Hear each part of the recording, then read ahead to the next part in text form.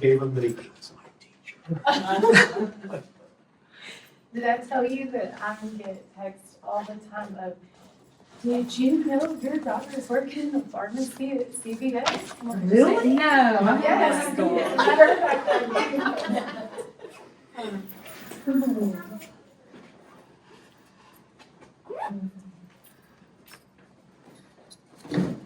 I had my pharmacist look right at me when I was leaving today. I left him anymore. That was the first.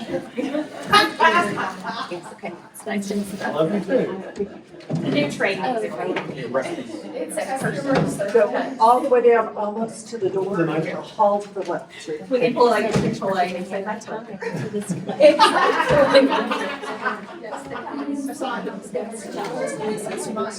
Yes, it was. I said, I promise. It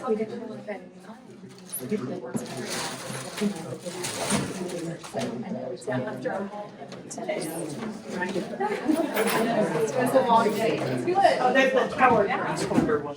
Oh, that was a long day. They were exhausted at the end. Yeah. Stayed till they let us buses, because we sailed until like 2. But it was good. It's worth it. Yeah.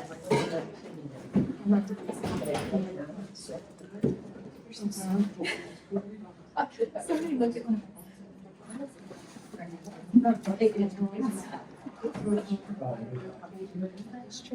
She told me. Yeah, yeah. Great. I am really good. There are some requests. Oh, you did. We'll take us a break. She's starting here.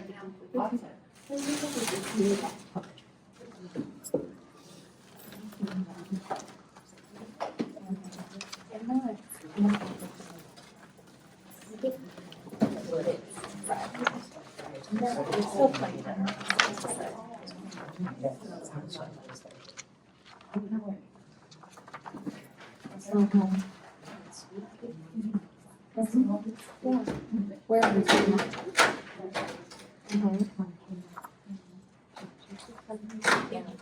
That is I didn't do time. I didn't. Did she tell you about her baby too? I mean, like, it's all right in her work now. Yeah, All yeah. because of this purple. We talked about the fact that they can be stolen. Yeah. I had one of those, or I have one of those, but mine's Blue Healer also. Yeah. And I said, I've had Blue Healer before, and they're great. And I said, that Aussie new thing to me. This is you know. So don't tell her the same. It's the same concept as a baby camera, and it's a doggy camera. He's my dad. And it'll throw dog trees out from an app on your phone. And she'll leave the dog alone for more than. I have seen teachers using that to reward them. Yes. Wow. Do really well, Yeah. they can feed To their dog. Japan for a year when I And went to it like, college. My they father just learn the That's when you camera. fed the kid, and I was I like. know.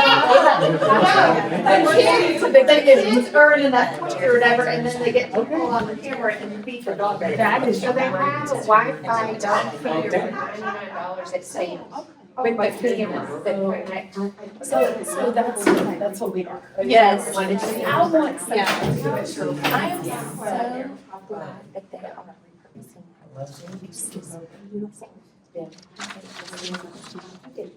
Yes, to restore it and have a new vision for what it holding on to the traditions and looking at our future.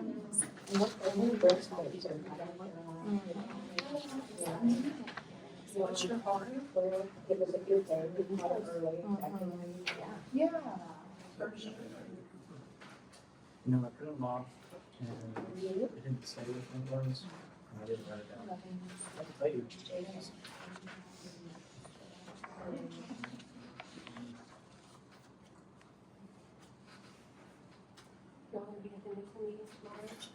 I was looking at that schedule. Yes, I am.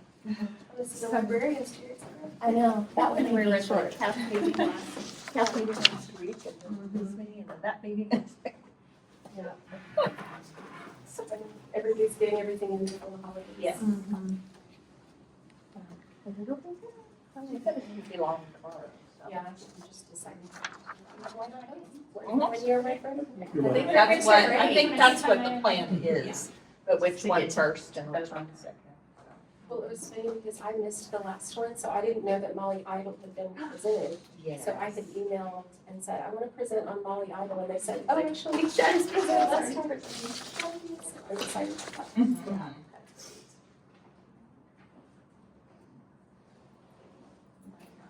Her books are checked out a lot based on my reshelving at Taylor. Oh, yeah.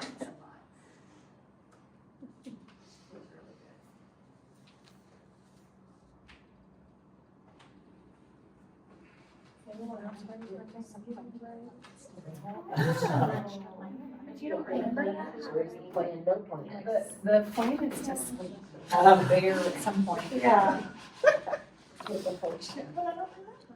Breakfast for a room and his family, Okay. and I told you everything on the Cracker Barrel, and it's amazing, amazing, and I told my husband, I mean, it's so like, well, I think you know, just out of us, we're yelling.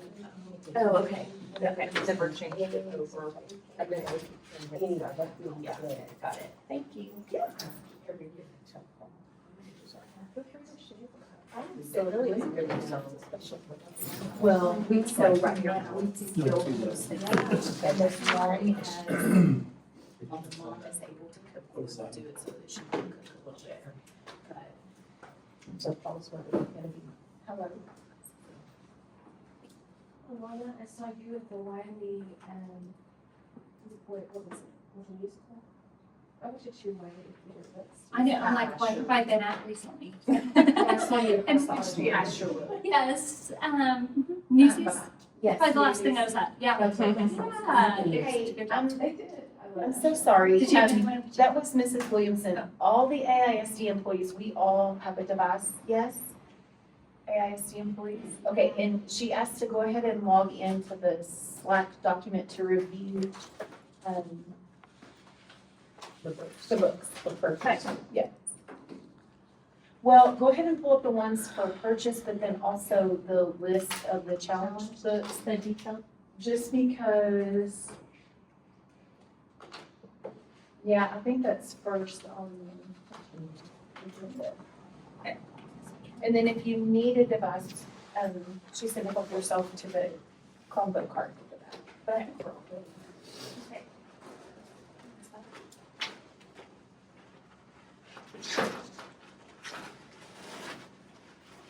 We're holding it for the, I think the challenge was. I think the challenge list is needed.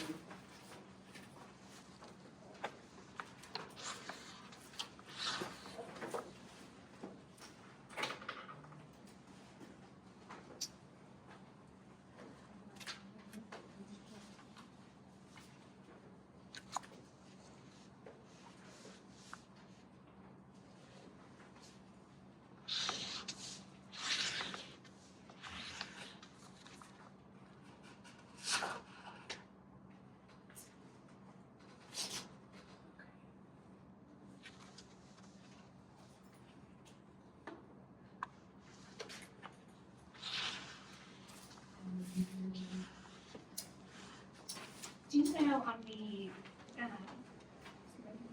on the Google Doc where it listed all of them, I noticed some of the filled in on the recommendation side. They're in the green or the. That was, red. that was me, and actually it appears to have updated it. Well, that's what, I didn't know if I should, for the ones I recommended, if I should enter my recommendation, So it, or is it based on Hey, what I guys, recommended? can we like, we probably need to like pause this and get called like officially into meetings and everything, So okay? everybody's still signed on to. Yes, okay. It was a January.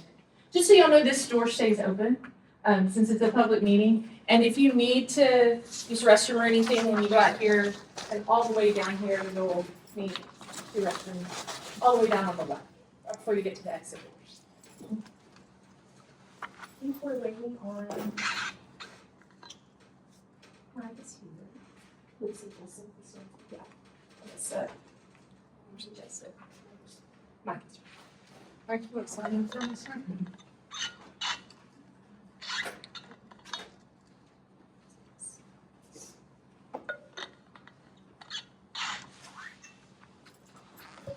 sure she's not up.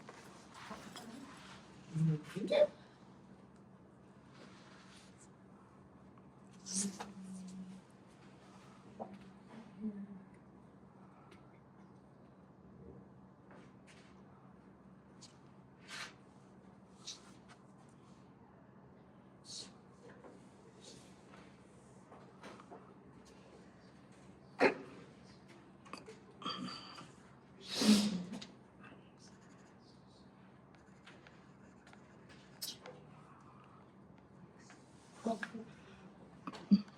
don't think each individual person has to do that. I think people are updating based on what's in the folders. Yes, detailed.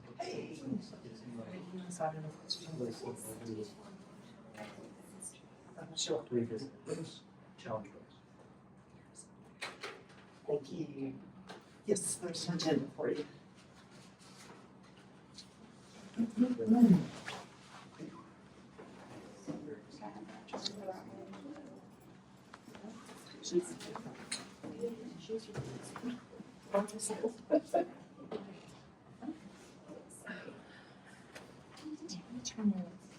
Name.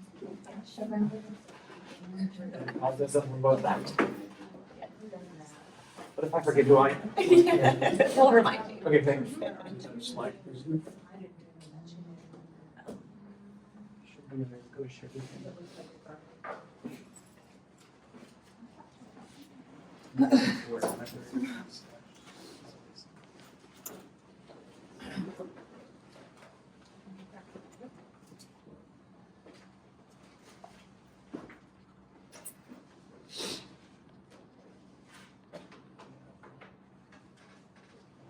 Go to challenge first.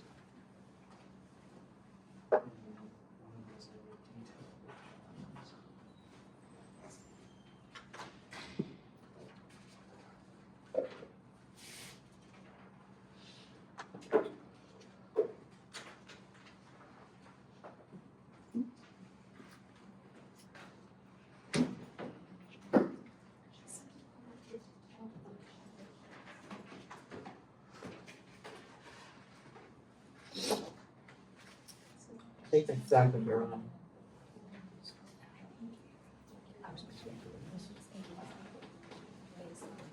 One thing down there. Because I looked and was like, yeah, that's what I'm at. I think it's just as things are added to the folder, they're gonna update it there too for quick review. Thank you. It's always my laptop. I forgot my laptop. It's always my laptop. Yeah, maybe it's all. That shows that you're present Who's your charger? and not only things in the charge. Yes, everyone will turn your name down. I didn't do them on each side.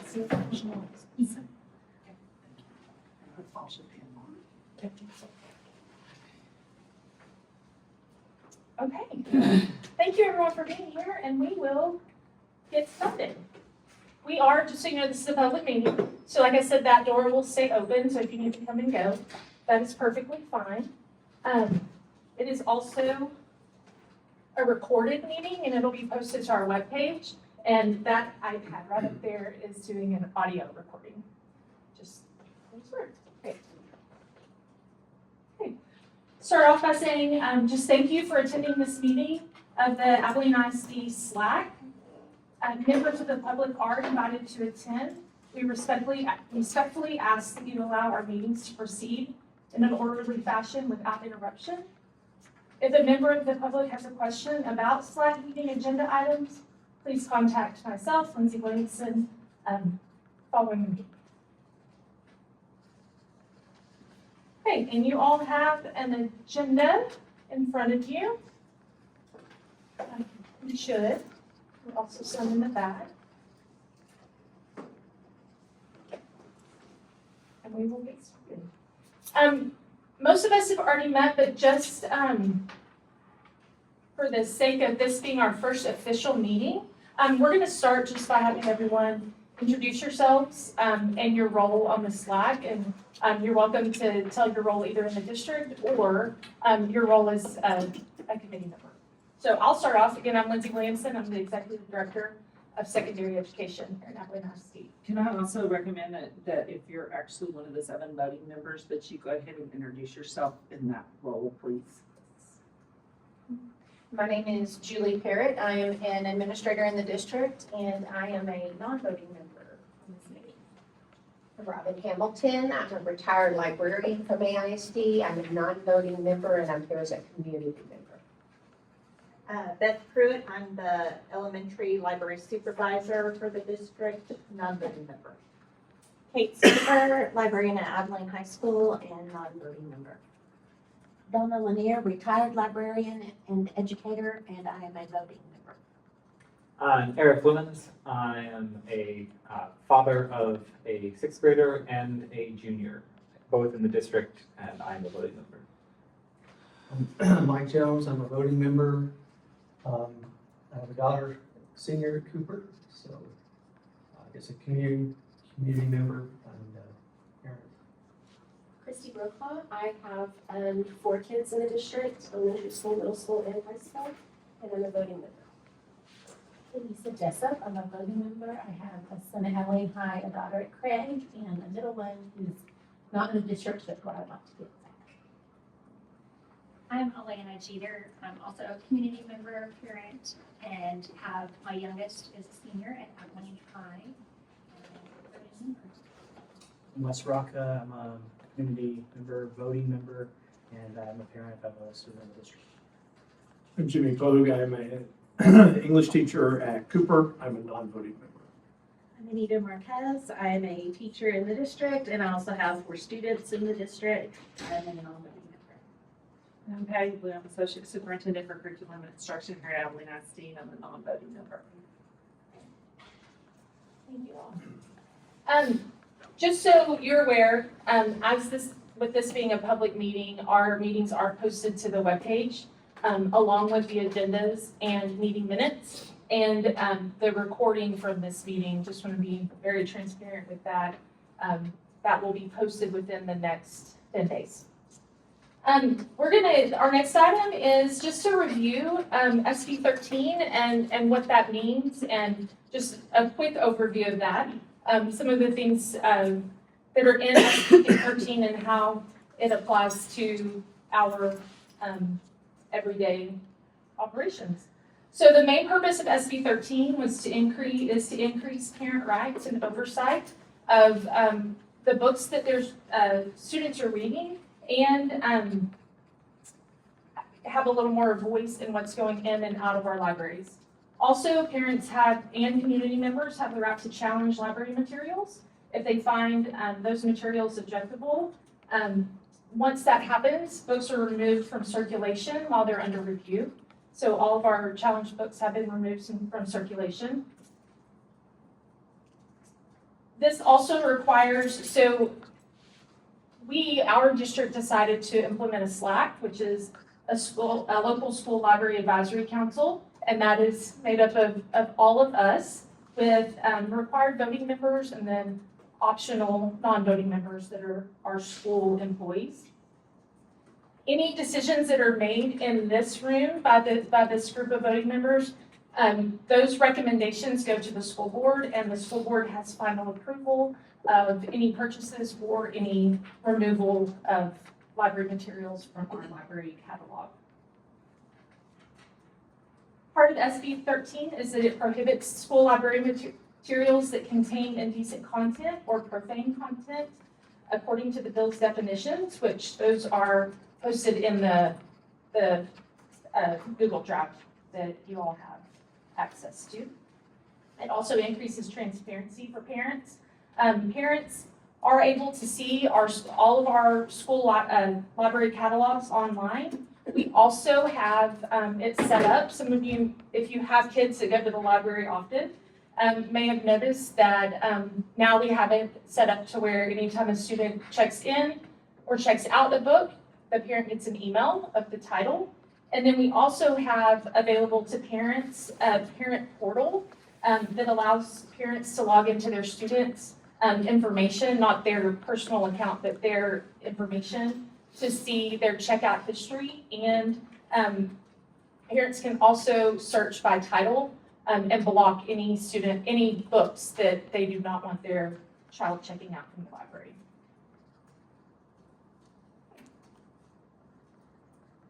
Any questions, clarification, anybody need about House Bill or Senate Bill 13? Move on to the next point on the agenda. SD 13 lines out that we should have a chairperson that is one of our voting members. So I'd like to open that up for discussion for a voting member to volunteer, possibly to serve as the chairperson. Essentially what that role will be is at times helping organize a meeting, helping communicate with other voting members. Of course, that would be done closely with me and in my role. So, anybody willing to serve in that capacity? I emailed, I'm willing to serve, but if there are other people who are interested, I'm not going to stand in someone's way.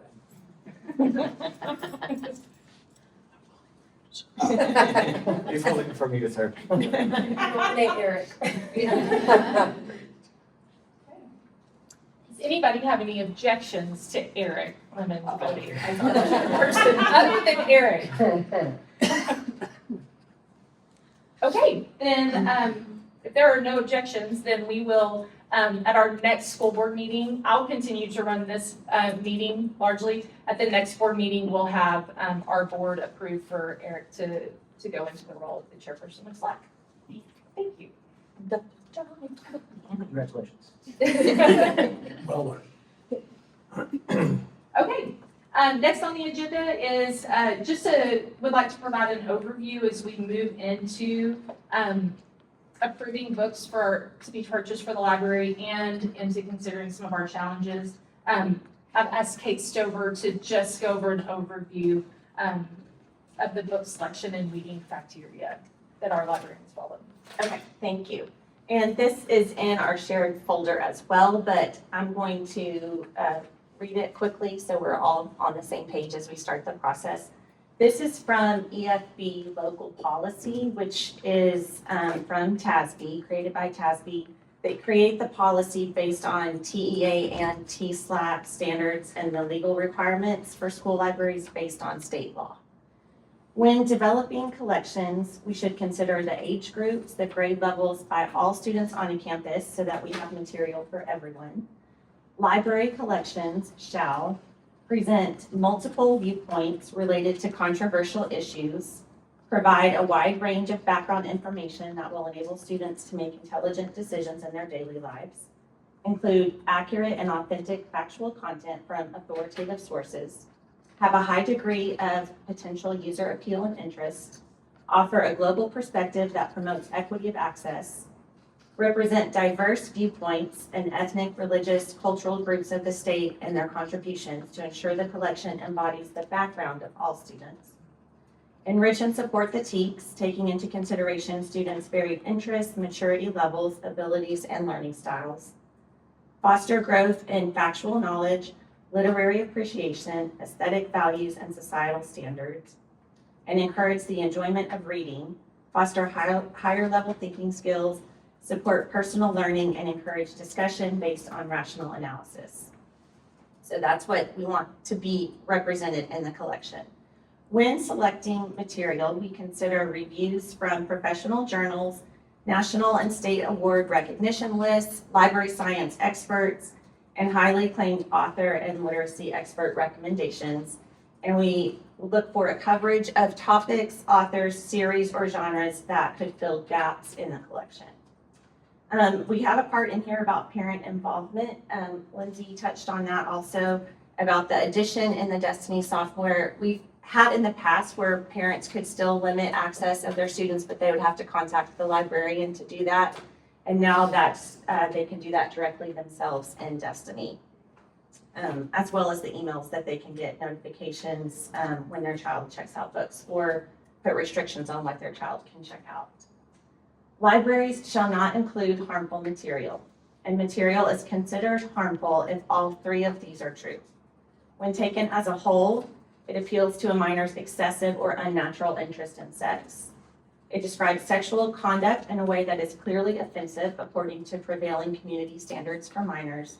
And taken as a whole, it lacks serious literary, artistic, political, or scientific value for minors. And then the maintenance of library materials. Collections shall be evaluated and updated regularly based on the collection's age, relevance, diversity, and variety. So these are some criteria for weeding. Damaged, if the book is damaged, fosters negative cultural attitudes, is pervasively vulgar, if duplications are no longer needed, if it is out of date or erroneous, and also based on circulation stats. And fiction material that has not circulated in 5 years can be considered for removal. I should say though, we don't weed the entire library every year. We divide it into sections, and so we look at a certain section of the library and apply that criteria to that section, and then the next year a different section. So we rotate through. So it's through every several years that we get around to all the books in the library. Does anybody have any questions about any of that information? Okay. We will move on to the next item, which is our books recommended for purchase. So if you will go to the Google Drive, the library SLAC Google Drive, there is the folder that proposed books for purchase.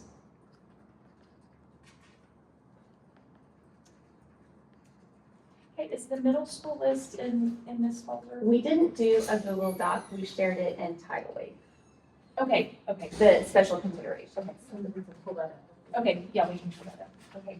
So, as you can see, if you open up the fall 2025 ordering list for approval, there's a large number of books on there. And, what we have done is gone, I say we, I don't get credit for it.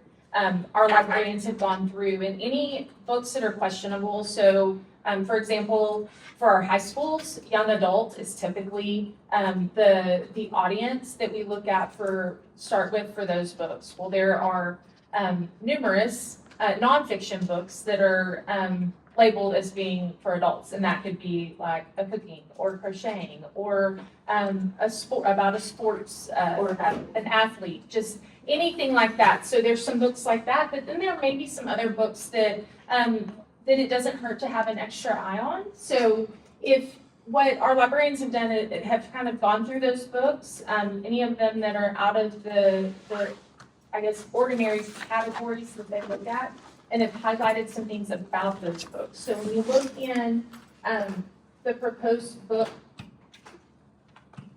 folder, there's an AHS special considerations and a CHS special considerations list. And then there's also the list that was in Tidal Wave. If we need to pull that one up here or help you get logged on to a device to look at that, we certainly can. But what I want to do is spend a little time, give you a little time to look through that. I know you've had access to it, but I also know we all have busy lives. And but so to give you some kind of focused time to look through those. So let's spend about 10 minutes and we'll see if anybody needs any more time after that. If you want to start looking through those books. Did we lists. receive any public comment? There were no public comments. And it's been up for the 30 days? Yes, ma'am. Okay. Yes.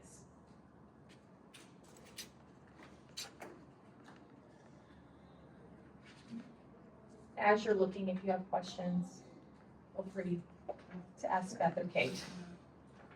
And for the middle school one, I emailed credentials so you could pull that up in Tidal Wave with those credentials.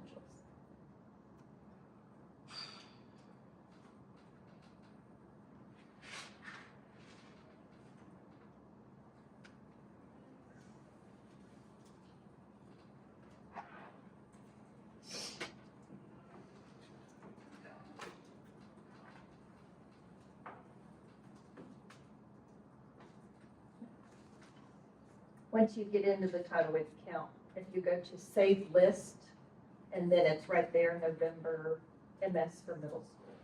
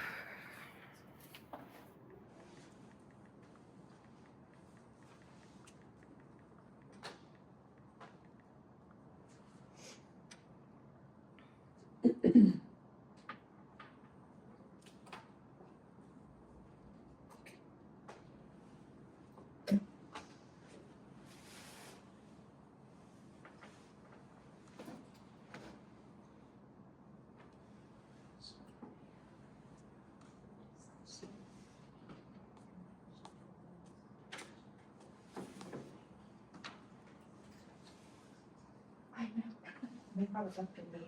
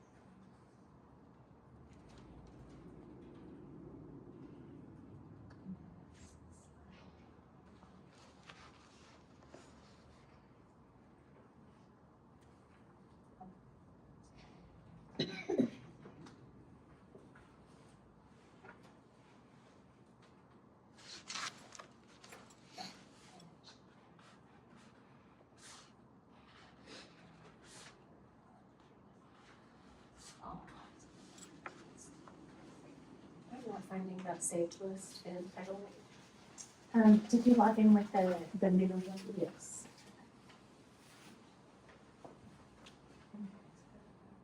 I was just looking at that else. Okay, it's quicker to see it.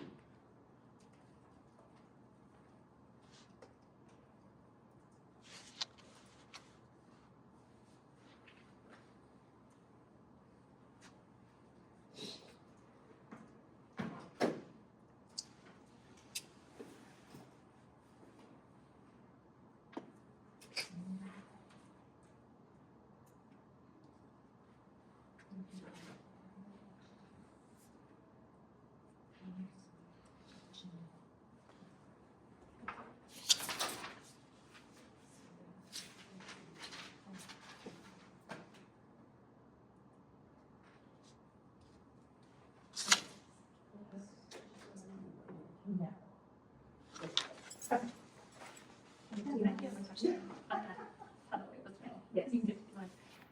Is there a place that we should be from the notes or it's just? It's just the books that are there. We got the notes in there, but when you click on here, you can go in and read. Okay, perfect, thanks.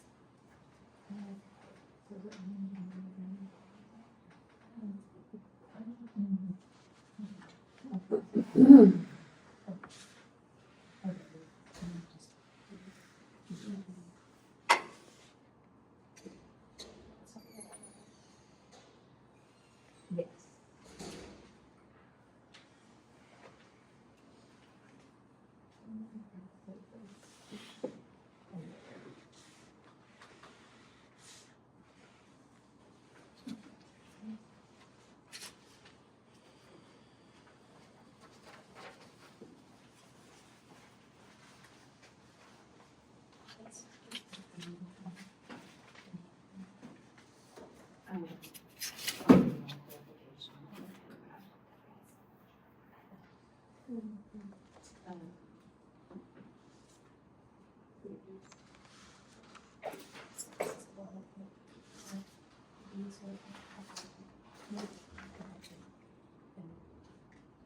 2 minutes.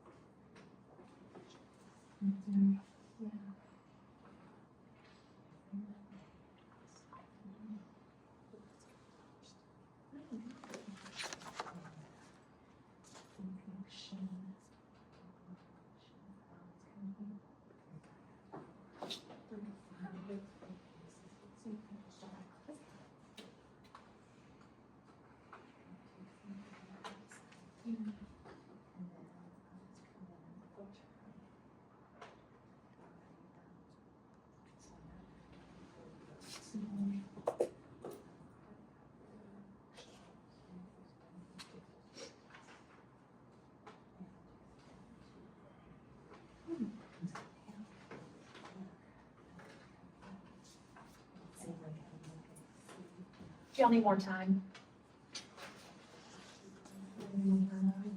Okay. Does anybody have any questions about any of the books that are proposed to purchase?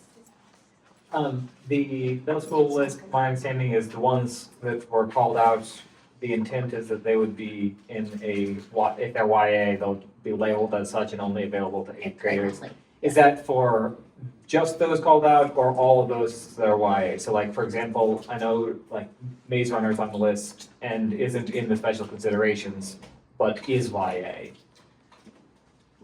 Well, that might be something that y'all could vote on. It's not, right now it is in the Hunger Games series and the Maze Runner series are in the middle schools and not separated, not designated.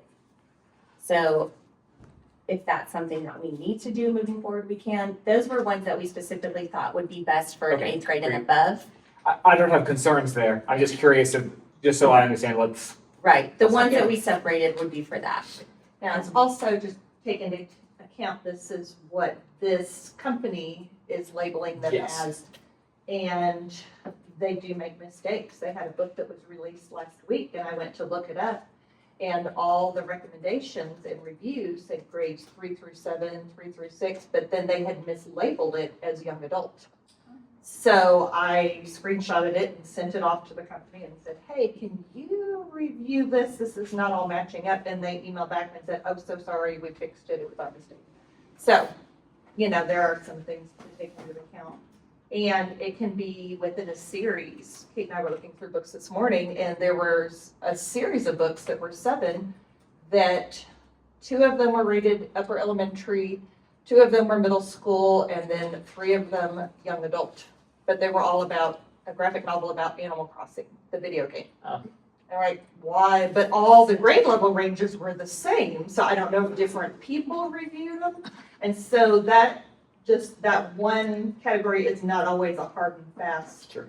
That's why we dive down and read reviews and look at age ranges from the publishers and from the reviewers and all of that to really make sure that what they're saying is actually what's on there.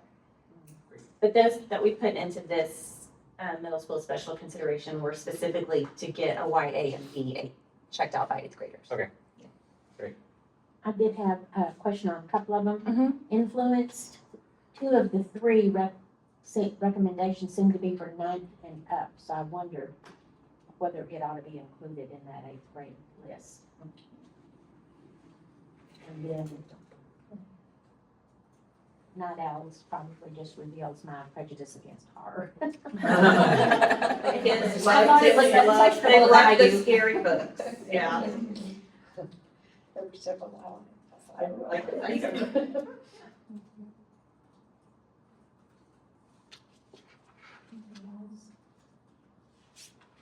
Can we ask a question in the parent capacity? Yeah. These that we're discussing possibly labeling YA and only available to 8th graders, as a parent, if you have a student that reads on a higher level or that you feel is mature enough to have the freedom to choose their reading, are you able to sign a waiver or I just don't like the idea of my child being told they cannot read a book. Something that's in their I library. deem that they can read the book as the parent. Right, and I think that is something that we could talk about moving forward if we are trying to have sections in the library that are restricted to a certain age group.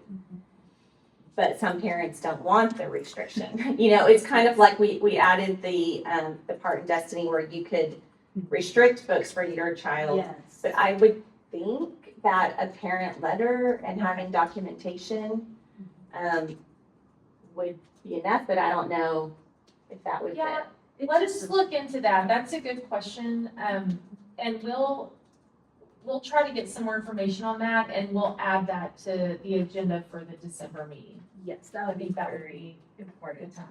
Because that is still parent choice. Yeah, and I just remember I had an extremely high reading level as a child, and I remember being in elementary, and there was no elementary book suitable for my reading level, so I started borrowing from the middle school library, and I was reading Gone with the Wind in the 5th grade.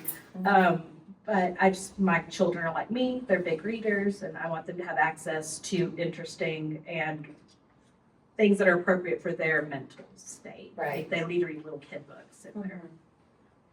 Is the Destiny, the ability to choose what to go right now? Like right now? Yes, you can ma'am. go on? Yes. And how has that been communicated? It's slowly we just got it turned on and made sure it was working last week. It's posted on our library services website, and now it's just a matter of getting the information out, getting the link out to parents, and principals will be sending that out through Parents reminders. are concerned. That seems like we go a long way to saying, Yes. you have some Yes. control over Mhm. something that your kids are doing. Yeah, that's something that's required in SB 13, and we were really excited to see that it's something that's built into our The software we already the software we're have. already Yeah. using. But it did take some kind of troubleshooting to make sure it was actually, the last thing we want to do is to send something out to, 14,000 Oh, sure. plus parents, and then it'd be like, that doesn't work, so we wanted to make sure that it was working, but yes, that information will be coming out from principals. Campuses. Sir, are there any members, really not, it can be voting or non-voting, that have any suggestions that you would like to be considered to be removed from any of these purchase lists? Or move from one level to Or another. moved from one level to another? I had made a few notes when I looked at it this afternoon. The book's about the serial killers. You had said you were gonna order one and read it, probably before ordering the set. And, And that is one thing to know. Just because a book is on the list doesn't mean we're ordering it. It's been approved to order in the future. Okay. We don't have enough money to buy all the books that are on the list, Oh. unfortunately. But Yeah, I think that would work too, because I can see if you have a student who's, reading every one of those, that would be a red flag to me. yes. Well, they say they have that forensics class. Oh, yeah, we do have a forensics class that learns how to investigate crime scenes I see. and research this. and the others on mine were, Girl in Pieces, I think it's about self-harm. I wondered about if it needed to be restricted to older grades. Okay. And then the two that you said, maybe this committee, somebody wanted to read it before you shoved them, The God of the Woods and Your Final Moments. I'd like to read one of those if you need me to. You've read it? Yeah, I can give you some notes. Okay. Do you have any concerns about it being on the list? Okay, thanks. And it's on the high school list. Yep. And on the Cooper list, I think probably once again, my prejudice against horror was coming through because some of them seemed rather dark and murder mysteries that were really, really dark and supernatural overtones, and probably nothing wrong with them, but just bothered me. And I'll give you the names if you want them, but I don't know enough about them to actually, voice an objection to them, just a question. Do we want to make a note on particular books that if they're approved, that they should go through before being A second shelved? review A before second putting on the review shelf. before putting on the Yeah. shelf?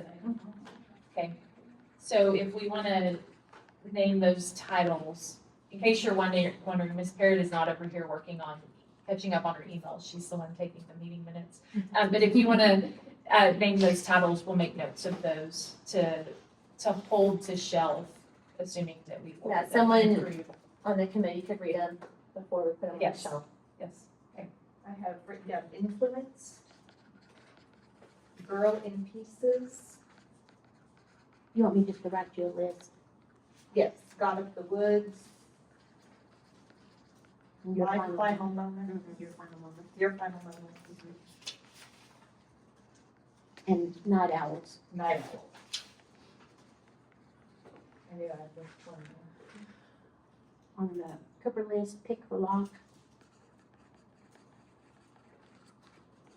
Such lovely skin. I had a girl that accidentally killed her baby sister. I thought that was disturbing. But Can you say the title one more time? Pick the lock and then such lovely such lovely skin through our teeth. When devils sing and the whisperings. When Devils Sing and the Whisperings. 2 separate books. Yes.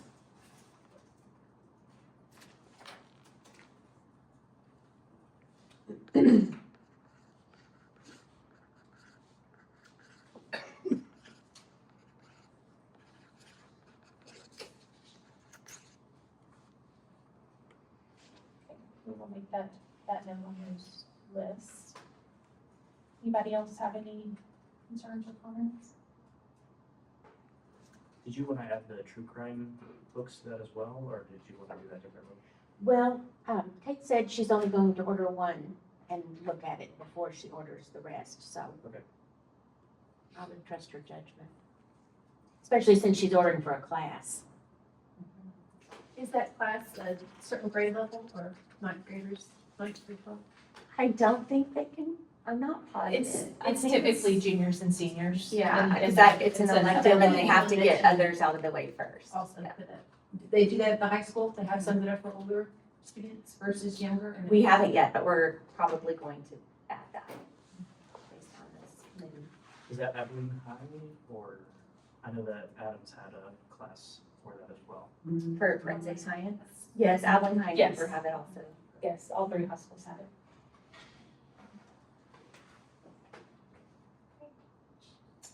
All right, I think the best way for this, vote, we'll just kind of do a roll call. I'll start with Wes. I'll call your name, and if you approve the purchase of these books, if you'll just, answer yes. Wes Rockham, Yes. Alana Jeter, Yes. Lisa Jessup, Yes. Christy Brokaw, Yes. Mike Jones, Yes. Eric Lemon, Yes. Donna Lanier. Yes. Yes, did I get everyone? Yes, Kate's next one. Okay, we will, so again, this list goes to the board for approval, so we're recommending, that they approve these, books for purchase. If you, notice on the list, there's multiple ISBNs there, that show, different, publishers, different, paperback versus hardback, so we can get, what best fits the needs of the librarian in the library whenever we're ordering. Can I add one thing? For our next meeting, this time Kaylin and I were still figuring out how best to do this, and I think we created a little extra work for ourselves, and then we even duplicated each other's work and maybe didn't do it in the most efficient way possible. So was everyone able to access the middle school list and tidal wave? Okay, I think for next time, for high school, we're just gonna create one of those for high school. I think we're And gonna do that tidal for wave. every level. Yes, so Pre-K, that, because most of the information we put in the Google Doc, we got straight from Tidal Wave. So, It might be easier to create it in Tidal Wave, and then you can just export that list as a Yes. spreadsheet that could be uploaded for review. Yes, and that's, they have that ability. That's how we made the first one. Yeah. Or at least that's how I made the first one. So So, I appreciated reading your notes that were like, here's why I would recommend this. yes, and what we might do So could is have just that. Just that here's why I still The SLAC recommend, part was really. but not all the other information that we copied and pasted basically from Title VIII. Yes. And they look really pretty. Yes. It shows how much work you did. Well, thank you. But yes, if it I was makes it reading some of easier for Kaylin's and I you- was like, well, she writes a lot better than I do, but. She also does it. Yes, she does. Thank you all. Okay. We ready to move on? Does anybody need a break? Moving right through this. Okay. Next on the agenda is, we're going to consider book challenges. And, we may get through our full list of what we're intending to today. We started out with about 20 that we were gonna look at today. Some of those will be whittled down just a bit, just from information we found, and we'll still talk about those books after the challenges came in. So we will just start. If you have of course, your challenge folder with the review sheets that everyone created and submitted for those. And then you also have a running ballot. There's a tab. If you don't have it open, I've opened it on the Chromebook, if you're on the Chromebook. So we will go in that order, and we will just, each book, give an opportunity to look in that book's folder, to look at the forms that were submitted, and then allow any discussion, and then you will submit your choice for that book, and then we'll go on to the next one. I don't intend for us to be here until midnight, so we'll see what we can get through with our goal of finishing all of the books that are on this ballot. When you vote, there will be 4, and this is just for, again, our 7 voting members, so nobody else has the ballot pulled up. Whenever you vote, you have 4 options. The first one is to retain the material and to keep the book in its original location and collection. The next option is to retain the material but move the book to a different section or campus, or flag the book for certain ages. So that means we would put a sticker on it that says it's just for 11th or 12th graders, or just for 8th graders. We don't have any middle school books on this list. And then those are the only students that could check that out. The third option is remove the material altogether, and that means we would withdraw it from our book collection entirely, and it would be deleted from our library services catalog. And then the fourth option, I think, is important because we didn't have every single voting member read every single book, and I want you to feel comfortable with how you're voting. So if we have a discussion about any book and you are not ready to vote and you would like more time to consider that book, then you will choose option 4, which is I choose to abstain from voting and requesting additional time to review the book. So if any one member votes in that direction, we will move that book to the December meeting so that it will allow any members that would like to read that book and review it further. Any questions about those options?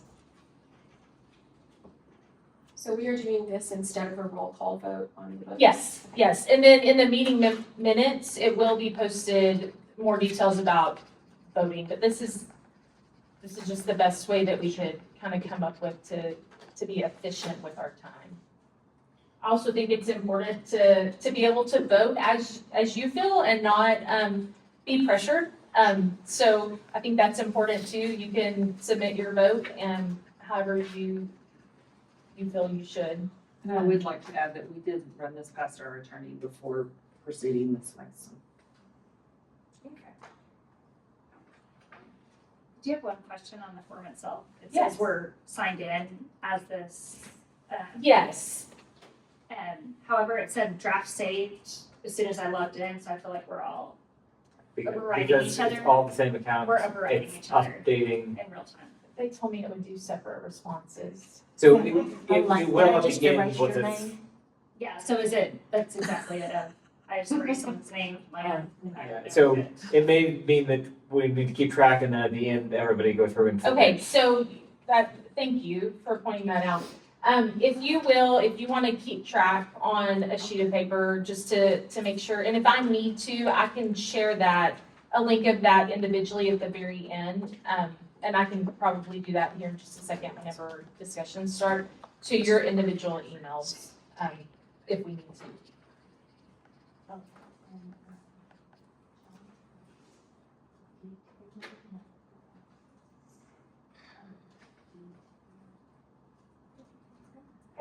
Y'all ready to start with book number 1?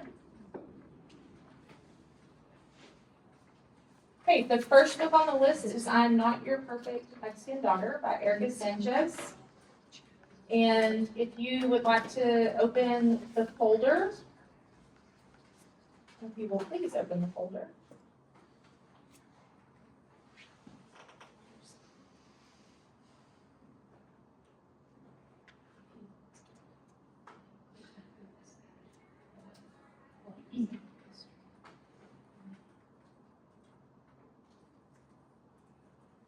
And review those materials.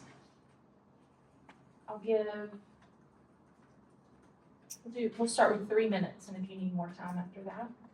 This is I'm Not Your Perfect Mexican. Yes, ma'am.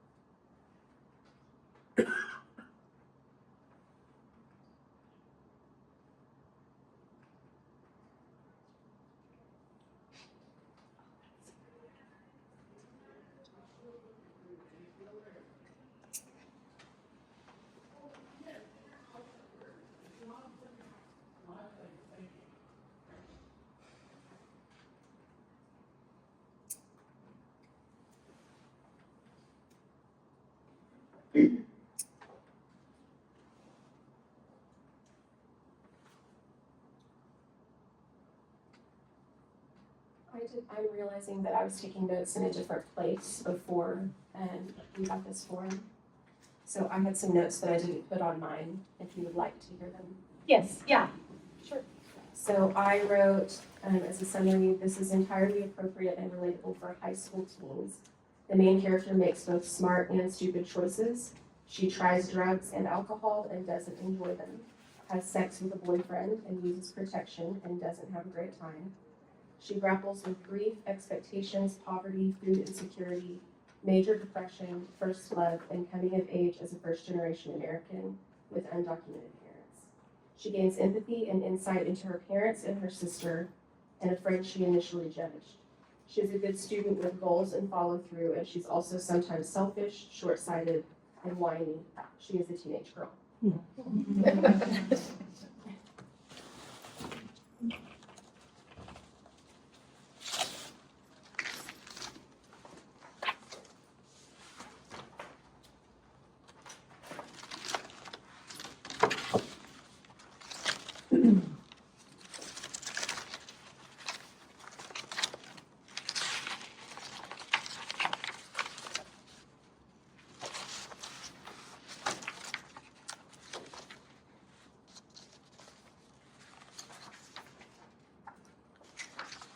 I'm gonna give a little bit longer on this one, because I am gonna go ahead and try to share that form individually with each of you.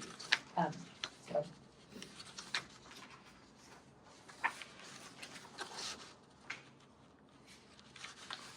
Last second, And then use that one, right? yes, you're good to use the one I actually reviewed.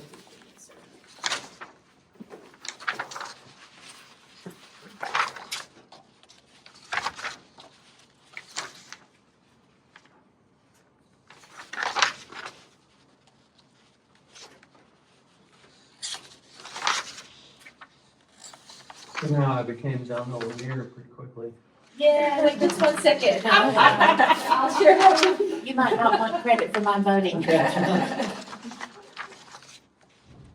I'd like to blame it on our tech guys, but I'll just blame it on myself. I probably wasn't even asking the question the right way.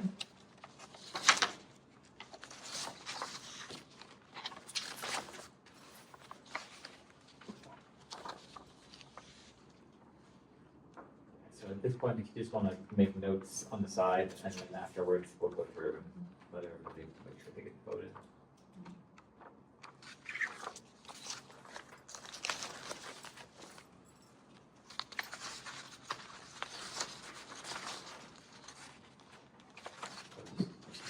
Open for discussion, if anybody has, anything you'd like to ask questions about or share with, what you've read, if you were a reader of this book. I was a reader of this book and I was an owner of this book beforehand. As a Latin American woman, I will say we are a largely underrepresented group in the library. And also, this book deals with something that to maybe an outsider, you might be like, this is not really how that happens. This is, but I tried to lay it bare in my review and say I really went between having flashbacks of growing up and I couldn't decipher, was this the book or am I remembering my childhood? It is a strange world to grow up in. You're caught between two worlds. Your parents are very traditional and they believe the way to keep you safe is to keep you traditional. So every little Hispanic girl was raised to be a wife and a mother, and every Hispanic boy was raised to be the king of his castle. To go outside of that, you become an outsider in your own culture.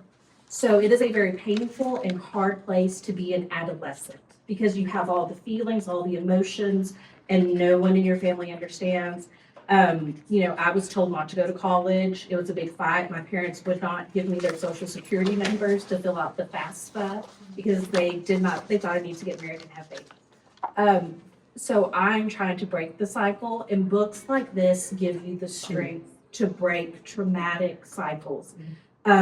This book is not the best writing. She is not going to win any awards for just exceptional writing, but the content of the book has to be made available for adolescent Latin girls. I mean, we have no one but each other to understand. Someone else would think they're reading Little House on the Prairie if we tried to tell them this is what our life really is like, even in this day and age.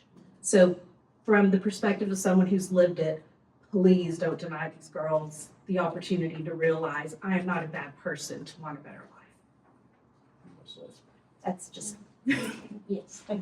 Anita, I would think I was the only one that suggested relocating it. How do you feel about age what age is it appropriate for? I think it is appropriate. I would even say for a mature middle schooler. I would say an 8th grade girl, mostly because of the way we are raised in our culture.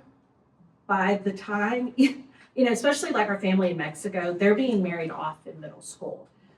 We mature very fast. We are forced to mature very fast. So this is something Hispanic girls in this day and age are dealing with at a very young age. They're being told you don't need to go to school. Sometimes you have to stay home and babysit your baby siblings. And that's a real fact. So I would say 8th grade and up, but I don't feel that it's anything that a Hispanic 9th, 10th, 11th, 12th grade girl hasn't already dealt with in a way or another. Especially knowing that a parent who has concerns can lost any title or subject matter. I think that's important to remember throughout this process. Yeah. How would the parent know? Like I'm looking at the quote of when she's having sex with a married man. How would the parent know? Oh, someone who doesn't want their 9th grade daughter reading that. I will say the book is not graphic in that sense. It's almost like if you were watching television, this would all have happened off screen. Mm-hmm. So it's not the kind of book where it's a prolonged, it might be that exact 2 sentences only. Mm-hmm. So I would just say if a parent doesn't want their child reading anything about sex, then they could, put that in, but it would limit a lot of books because a lot of times sex is just mentioned. It's not actually written about dramatically, period. Mm-hmm. So on that, I don't know how strict Title or what we use to put in these requests, how strict it is. Like I don't know that any system could find every mention of sex in any book. I'm afraid that that's something where, you know, it could probably only find gratuitous sexual. For the parent looking at this program that started last week, what kind of, does it provide any kind of details for the books? They can search they can just search by titles, so you can't really search by topic, in their account. So Kate and I had kind of talked about this. This was prior to Destiny being in place, because I asked, you know, if it's a title, that's pretty easy, but what if it's a topic or, something cultural that they don't want them reading? She'd said that takes a little more doing on their part, that notes would be put in there, when they go to check out.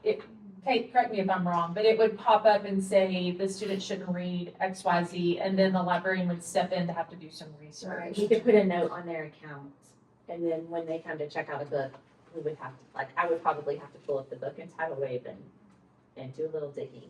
Because there is also abortion mentioned, but there is not like a chapter where she goes to an abortion clinic, and it's in passing. Little sister discovers that big sister had an abortion, and it's like that fast. It's I mean that's the only mention. So I think as a parent you have to really stop and think about, if I say I don't want my child encountering any of this, that's greatly going to limit books. And I understand, because I wouldn't want my child reading where an abortion procedure is happening and a fetus is sucked out of the womb. I mean, that would be too graphic. I wouldn't want my child to read that. But my children know what abortion is, and as a parent, I trust that they have been taught my view on that. And We definitely communicating to parents. You can see the title, you can Google the title and find out. And he was a library. librarian. You can find out. yes. And I think abortion is mentioned as a tag. I don't know if it was on, when I was doing my research, I know maybe it was a review. The review did mention the topic of abortion. So if a parent did their due diligence, if they were really trying to be careful, any review probably would mention that, because it is a hot button issue and a hot topic. I think they would be able to find out pretty quickly. It's not something that would be hidden away in this particular one. Yeah, I don't see that as a tag on this one. So it may have been a review, I think. That's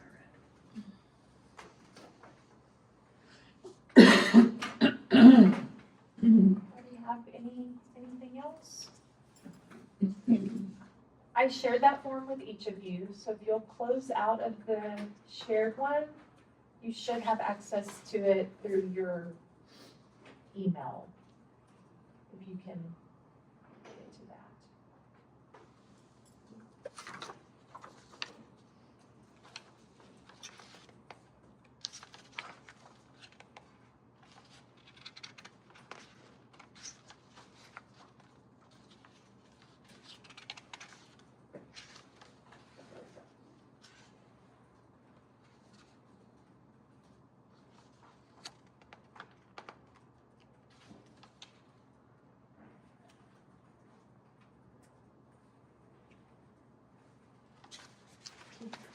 I did intend, and I'll do this at the beginning, but just to give a little more information in case you want it, as far as circulation goes for these books. I do find that helpful. Okay, the I'm Not Your Perfect Mexican Daughter was acquired at Cooper in 2018 and Abilene High in 2019. It's been checked out 3 times since then at Cooper and 18 times at Abilene High, with the last checkout for at Cooper being in December of 2024 and at Abilene High in January of 2024.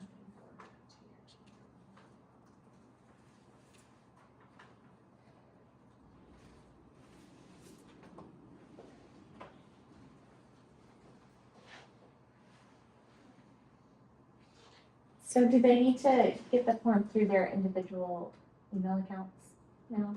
Yes. Yes. If Donna's the only one on that Slack one, then she can use that one. Okay.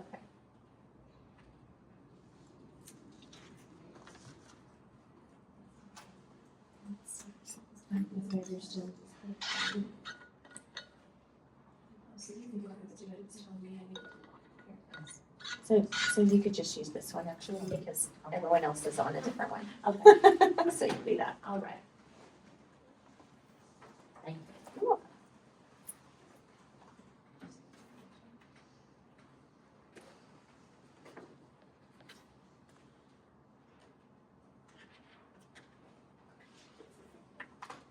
Everybody find that form?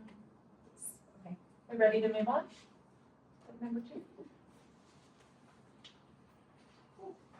The next one that we're going to talk about is The Art of Racing in the Rain by Garth Stein.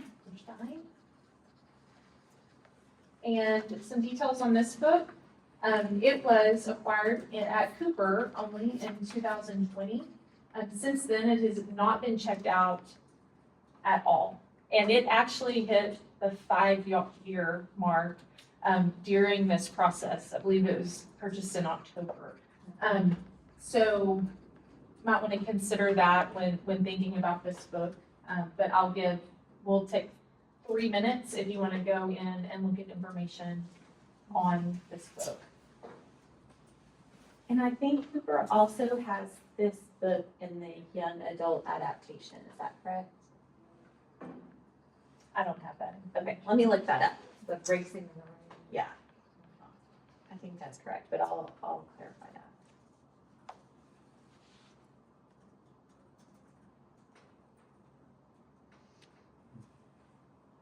Is Donna the only one that has a review, or am I missing?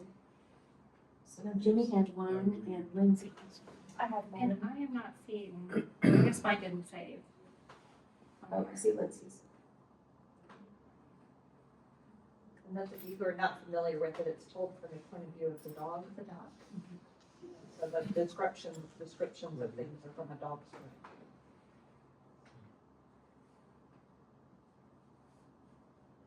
I liked it, but thought it more appropriate at an interest level for adults than teens. I agree.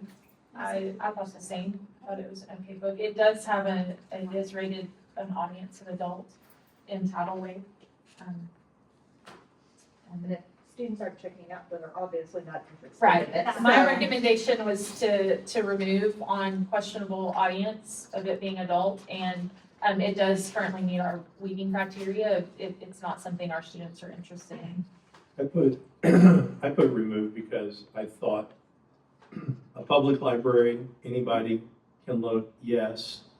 A high school student, I'm sorry to say this, as a person that is not the world's biggest fan of young adult, or, contemporary, you don't like horror? I mean, mine's, I just kind of, the whole time I was reading it, I don't like Marley and Me either, the movie. So that's out, and so. Yeah, I do like dogs, but. Mango Coop, is this movie out? Is it a movie? I don't It know. is. It is. Is it? It is. I think it's been, I don't think it's a new movie. I think Okay. it's an old So I if also it's thought it been was a out and they're little- still not interested, yeah. Yeah. I thought it was a little heavy too, the subject matter with the young age, tender age girl coming, I struggled with that. I put it up against, would I look at a student that I have right now and say, oh, you should read this. The fact that it's told by a dog does not outweigh, a couple of chapters that you're kind of going, ugh. Yeah. And there is a young adult adaptation of the same book in the library as well. Was that being checked out? I can't look at Cooper stats. Well, I had the same thought. I was on the fence with, after reading it, of whether we should retain it, and then I looked, you had updated the spreadsheet with the dates, and It was- checked it out. Yeah, That's, to me, that's a no-brainer, but that's my opinion.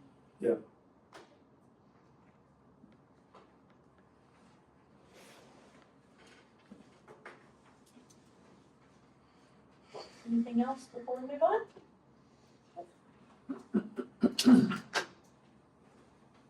Eric? Yeah. Okay.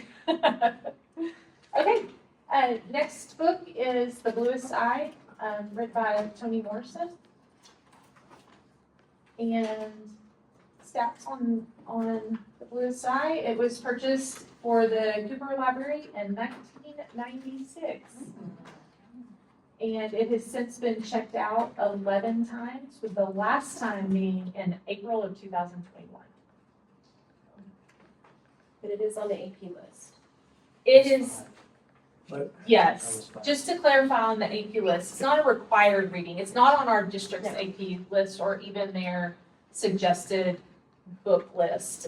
It can be listed as one of multiple titles on an AP exam of students to consider whenever they're Right in that.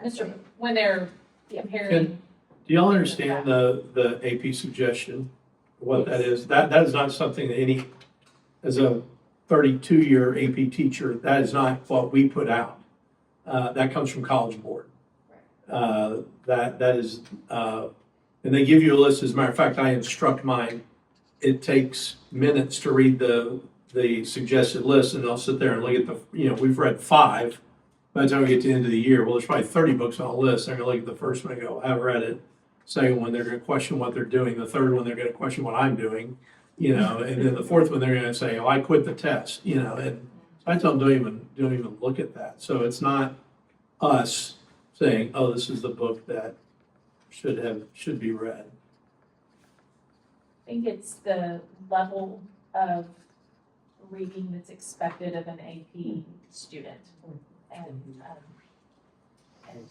that's where I think a teacher can point to certain texts and say, this is the level, we don't want you reading The Art of Racing in the Rain to prepare for your AP tests. Am I right, Mr. Bowden? I'm sorry, I said I lost my You don't page. want them choosing The Art of Racing in the Rain to No, prepare for their absolutely AP tests. So Absolutely it's not. one of those texts that can be used, this is the type of literature you need to be reading to be prepared for that. I would love to speak to the blue side though.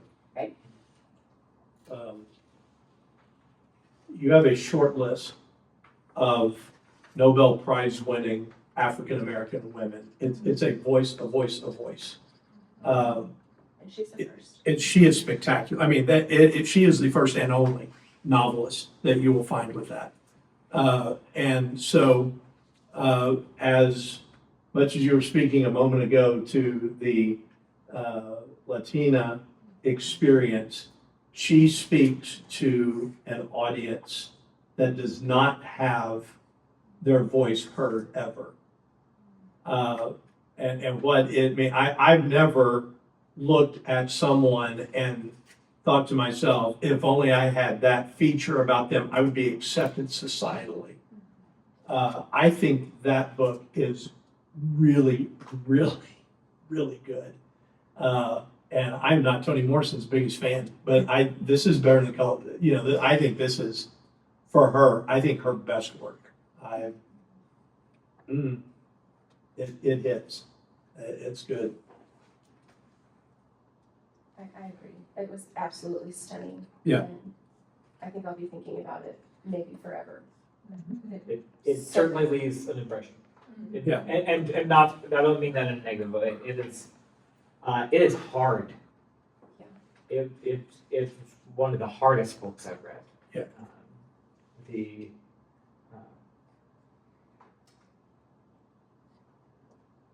I think that it belongs in our libraries. I did have a recommendation, and it was hard. It was a hard line for me to weigh. Is so my recommendation was relocating to a more mature section. It is for the IEP test, which is really targeted at juniors and seniors. Well, the AP Lit is senior only. Okay, yeah, and so I would hate to see it pulled from that section, that area, but I think that it's a book that is worth it if there's a conversation. Like it needs a conversation with it because it deserves a conversation. In the literary world, we talk a lot about tension, and it's built to make you struggle.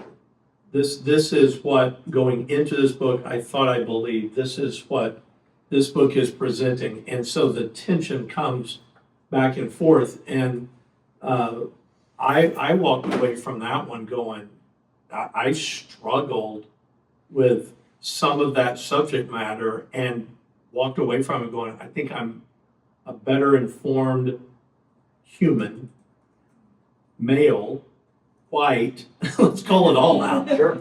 You know, and all of a sudden someone altered my perception of life. And I would have no qualms. You know, would I teach it? I don't know. Would I recommend it as here's your independent reading list, you know, something you might want to peruse? Yeah. So you're talking a lot about AP literature. I recommended the book for AP language as well. I don't necessarily know that, like you say, would an AP language teacher teach it, but I think it would be an exceptional piece to be studied, the language. You have to realize the AP classroom too is designed for sophomores in sophomores in college. Yes. That's what they walk away with. And that's, correct me if I'm wrong, but when I look at AP language for juniors and then AP literature for seniors, at the end of the course, these students are making a petition to College Board that I am well-written enough, I am well-read enough that I can forego that course in college. And so they have to be able to understand each and every little component aside or in addition to content. And I think this is a beautiful piece to do both in the world of language and literature. It's also important to know, I know one of the criteria is, does this appeal to like the baser nature of sex in a teen? A teenager just looking to read a steamy novel is not going to pick up the bluest stuff. They probably, if that's what they're looking for, are not going to be capable of reading and understanding the bluest eye. You have to have first time. Yes, exactly. You have to have a higher level. So I don't think we need to fear that in these type of books. When they're a truly literary piece, you don't have people reading it for a sex scene. Right. It's so much easier for them to hop on their iPad or their computer at home, and they can find that readily available any second of the day. This is literature. Are there horrible things that happen in this book? Yes. And they should be talked about. Yes.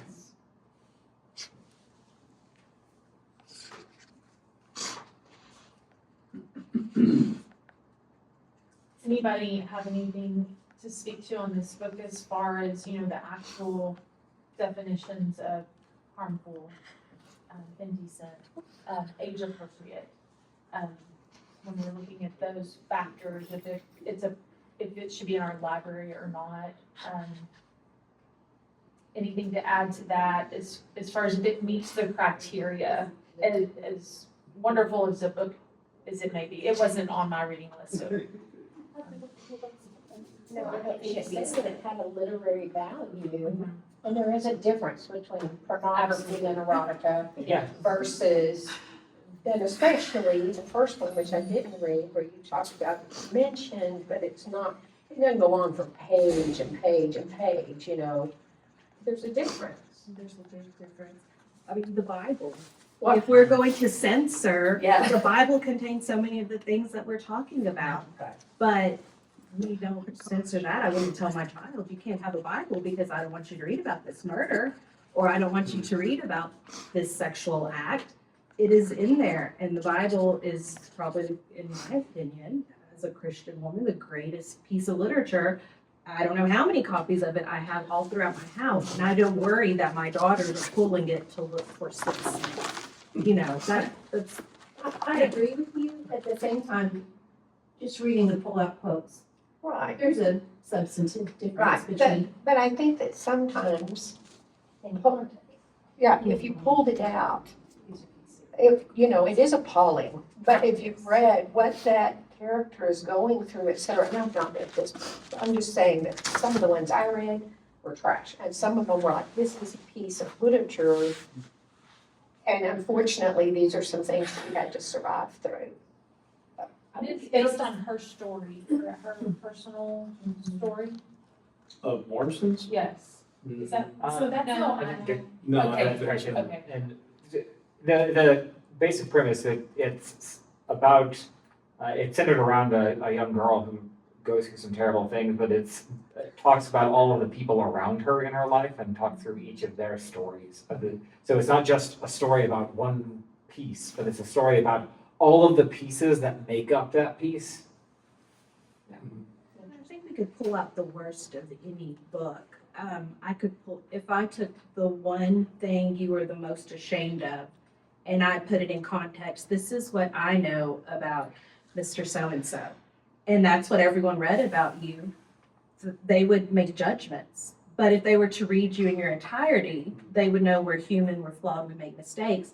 I believe that to judge a quote from a book, you have to have read it in its entirety and know where it comes from, what it's in context of. Was that one sentence, or was it throughout the book, there's this prolific amount of sex, or was it one moment in time? I think all of that's very important because sometimes when we want our way, we pull things and we are very biased and we show only one side. So, I mean, that's just something that's important to consider. These quotes a lot of times are pulled out of context and we only pull those pieces so you don't know what it's really about. And purpose is big. What is the purpose of explicitly talking about that sexual act? And the purpose is it to entice young readers, or is the purpose to ignite that internal struggle of what you learn from, or what you know of one culture versus the other? And here, the purpose here is to educate. The purpose here is to inform. The purpose is not for enjoyment at all. Yeah, titillation Well, is and, important. when we look at this harmful material criteria, we have these 3 questions, and the book has to meet all 3. You have to have an answer to all, a yes answer to all 3 for it to be considered harmful. And so, does the book taken as a whole appeal to a minor's unwholesome or shameful interest in sex? No.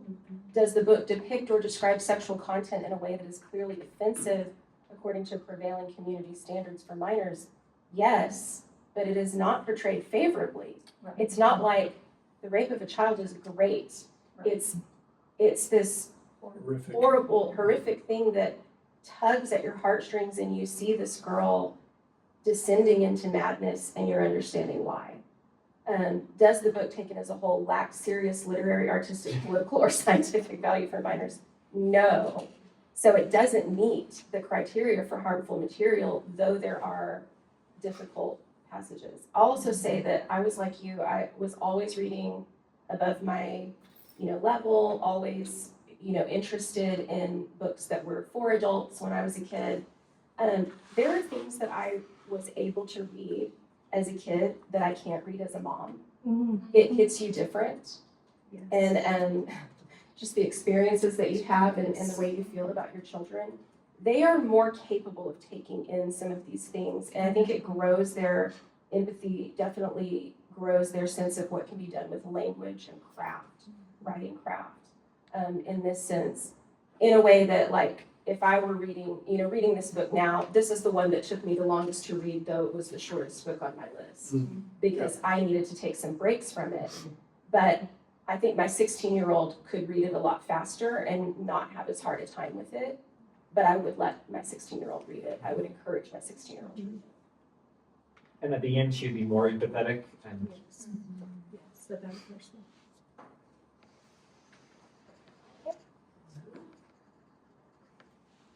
Anything else?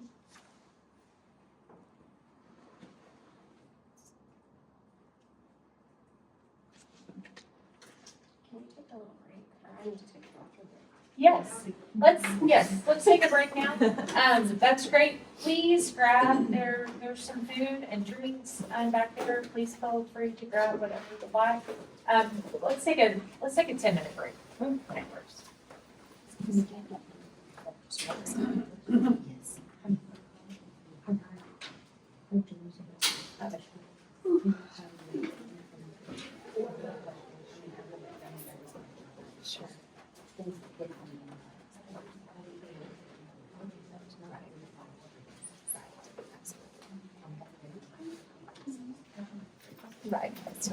Thank you. Yes, thank you. Yeah, I'll do that. It'll take me 2 seconds. A little more than 2. Rush to actually.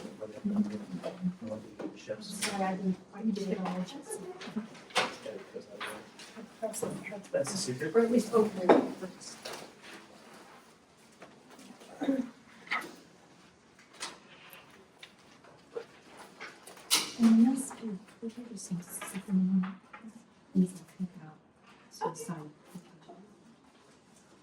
This is it? Yeah, okay.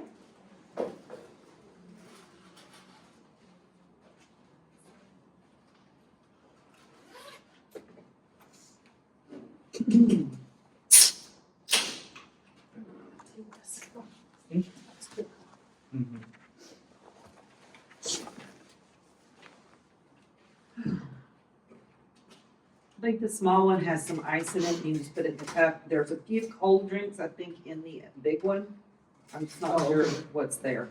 Oh, yeah, there are.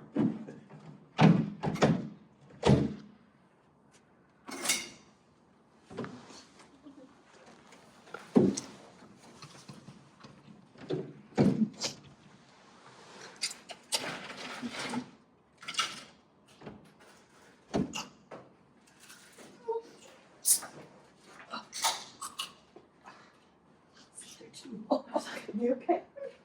I've been in meetings way too much today.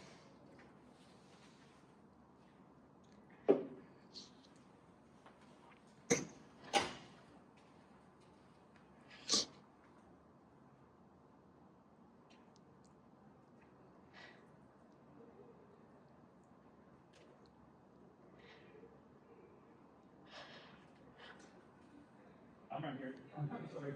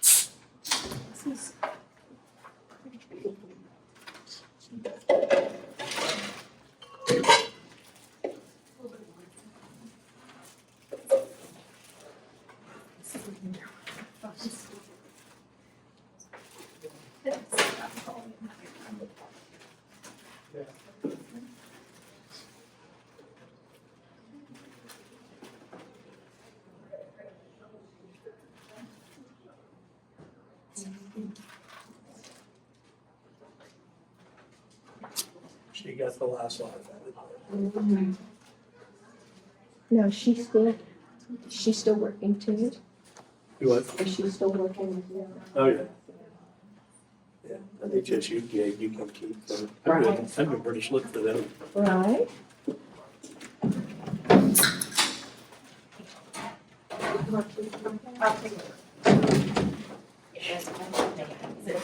Turkey anyway, whatever.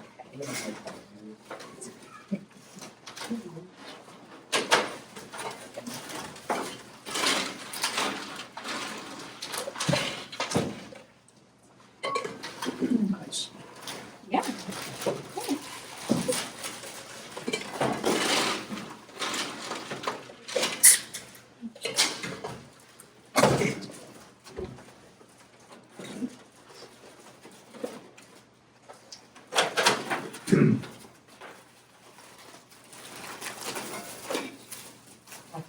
big bag of chips in every box.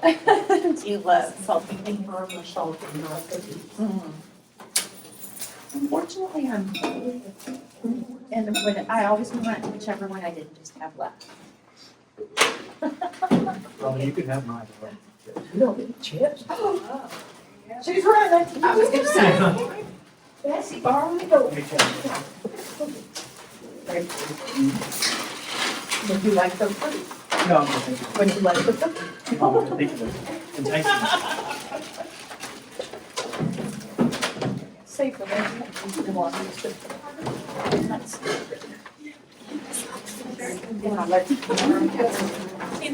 you like a drink? Oh, thank you, I'm good, appreciate it. Thank you, so I'm just.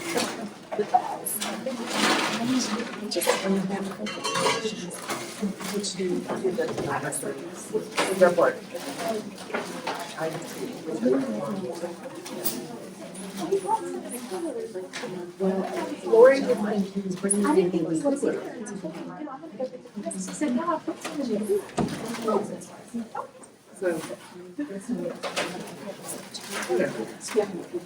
My smarts are in here, so we can put back in my office later.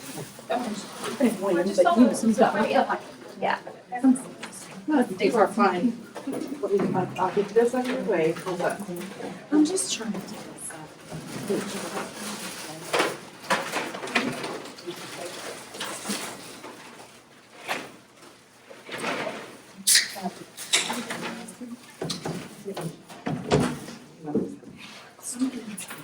Also bottled water in that cooler.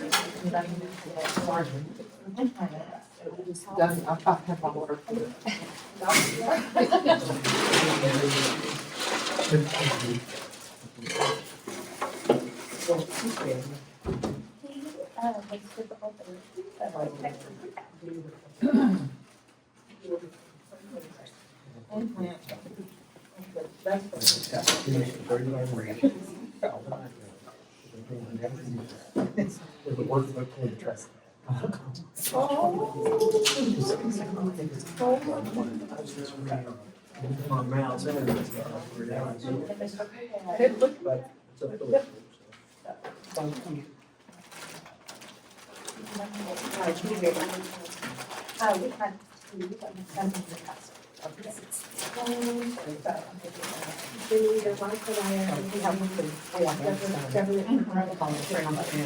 Oh, is that right?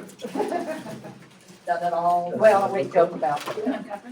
Nobody will argue with him about what to do with mom. Oh, yeah, we like feasted on it. I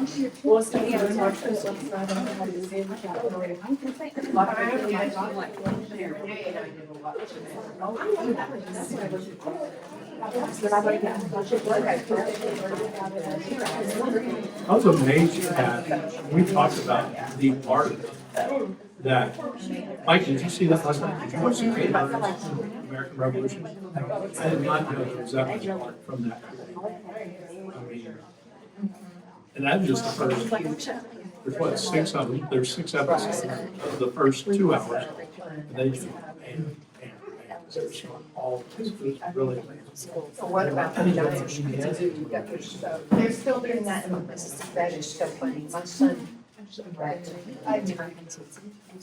son won that.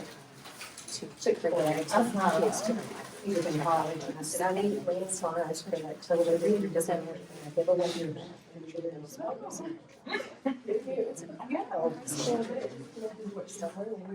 No, there's some help. Well, Marty retired. And she, but there's definitely him, or is she gonna continue while the kids are in school? I think with one getting ready to go to college, another, she can't quite yet. Yeah. This is my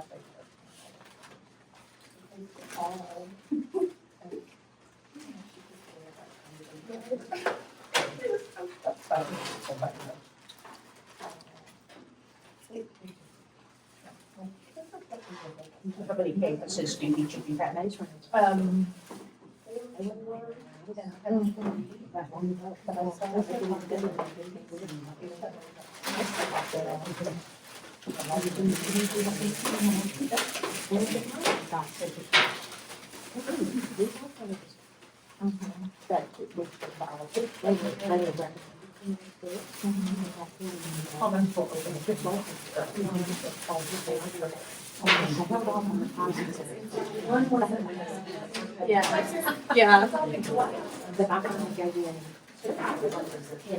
yeah. Yeah.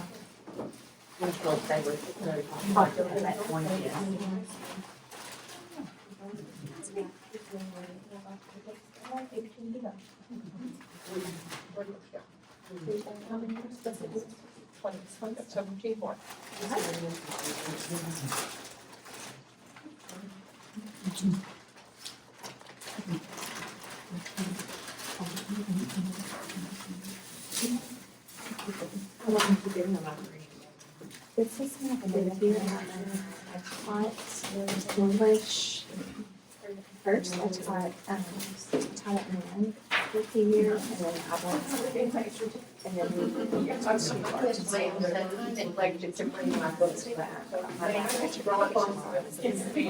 To pay a nickel for each one. I have a fun story to tell you about HCU. No, Sure, I'll take it. HCU actually be on there. Oh, okay. I did there. Thank you. Library committee, and where they tell me all about it. Either one, it doesn't matter. I'm not gonna get laughed so hard because my senior year, they weren't gonna let me walk on stage because I had not turned in a library book. Turned in the library book. It was the old-fashioned card system. So they had charged me $40 to take it off of the card system and $40 to put it onto the card system. And of course, being newlyweds and learning off ramen and whatever, that, my husband said, that's your graduation gift, out in the library. So he thought it was really funny when ACU asked me to be on the library committee. You know how Pioneer Drive is shut, or Yeah. closed library? So Laura and I went in, looking at books, and Ms. Melson, Jimmy, come here, and I'm like, she's been the church librarian since I was 5. And she said, I found a book with your name that I checked out in 1973. Oh, my goodness. Wow. And the card was still there. Not a lot of other people had checked it out. It would have fit the weeding criteria. Yeah, yeah. of the ISD. I don't weed it strictly. She gave it to me. She was like, you need to have it.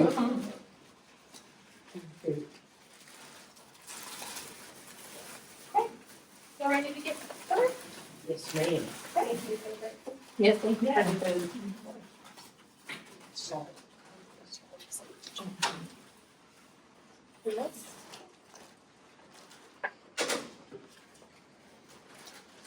Next book on the list is The Glass Castle, and it is in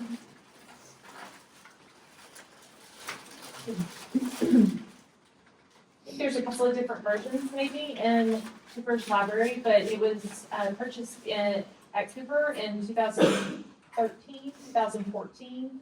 It's been checked out a total of 14 times since then, with the last checkout of one of the versions in January of 2025, and then the other version was marked lost in 2024.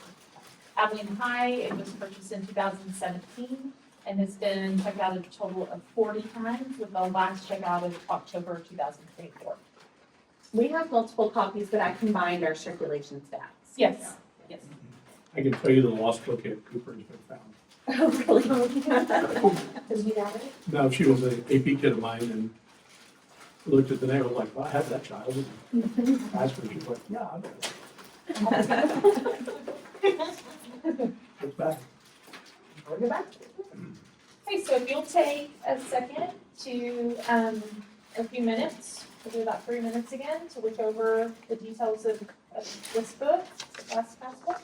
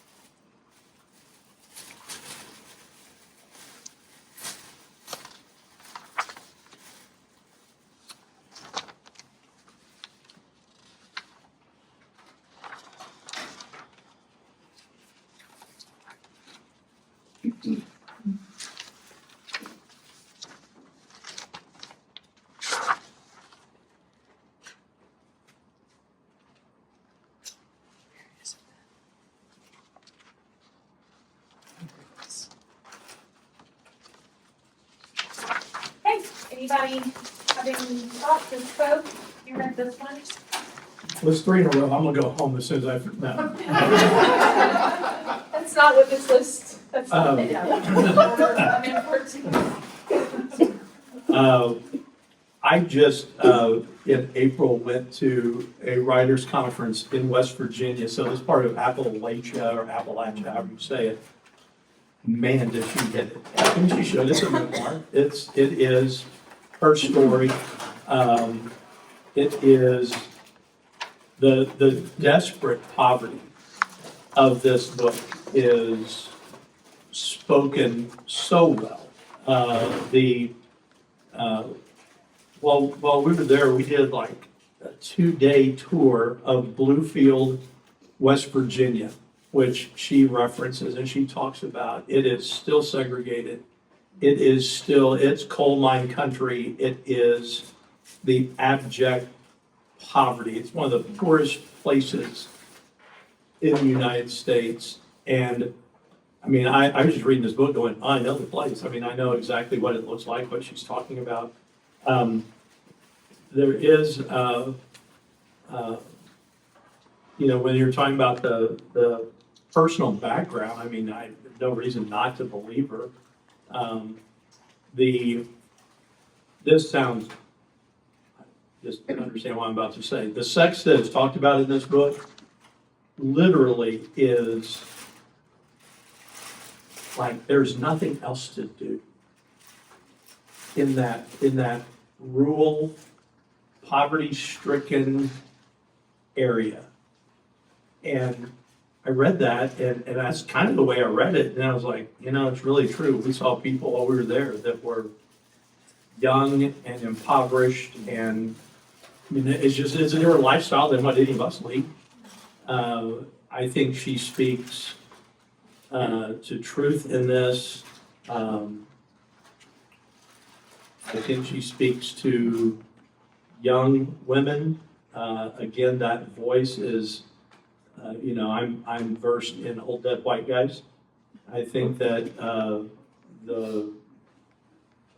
who she speaks to, there's an audience for that. I struggled, again, talking about that, I struggled in reading it. I was fighting myself in the tension of it at the end, but that's, like I said, what I'm trying to teach. It's sophomore literature for college. I think she squared up and hit it pretty well. So. I think it's worth noting, this is one of 2, I think, on this list where there seems to be complete consensus of the reviewers. Of what? Of the reviewers. Yep. I read it as well, and I found it interesting that what you would pull from this book would be, these beginning sexual acts where it's like interrupted, as he said, because the story is so much about being triumphant over odds that are absolutely unbeatable. Like, as you're reading this, because it's a memoir, but in your mind, you're like, how is she going to survive this? Like, she's almost assaulted by family members, and mom is just like, well, are you gonna be a victim or are you gonna be a forgetter? Forget about it.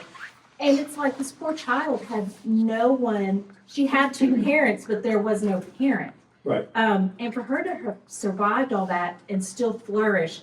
And also another really key point is that she latched on to education knowing it was her key to freedom, to escaping everything wrong in her world.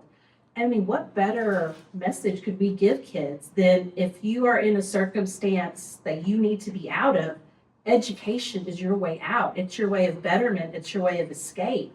I mean, to me, it is a book that we should be having high school kids read.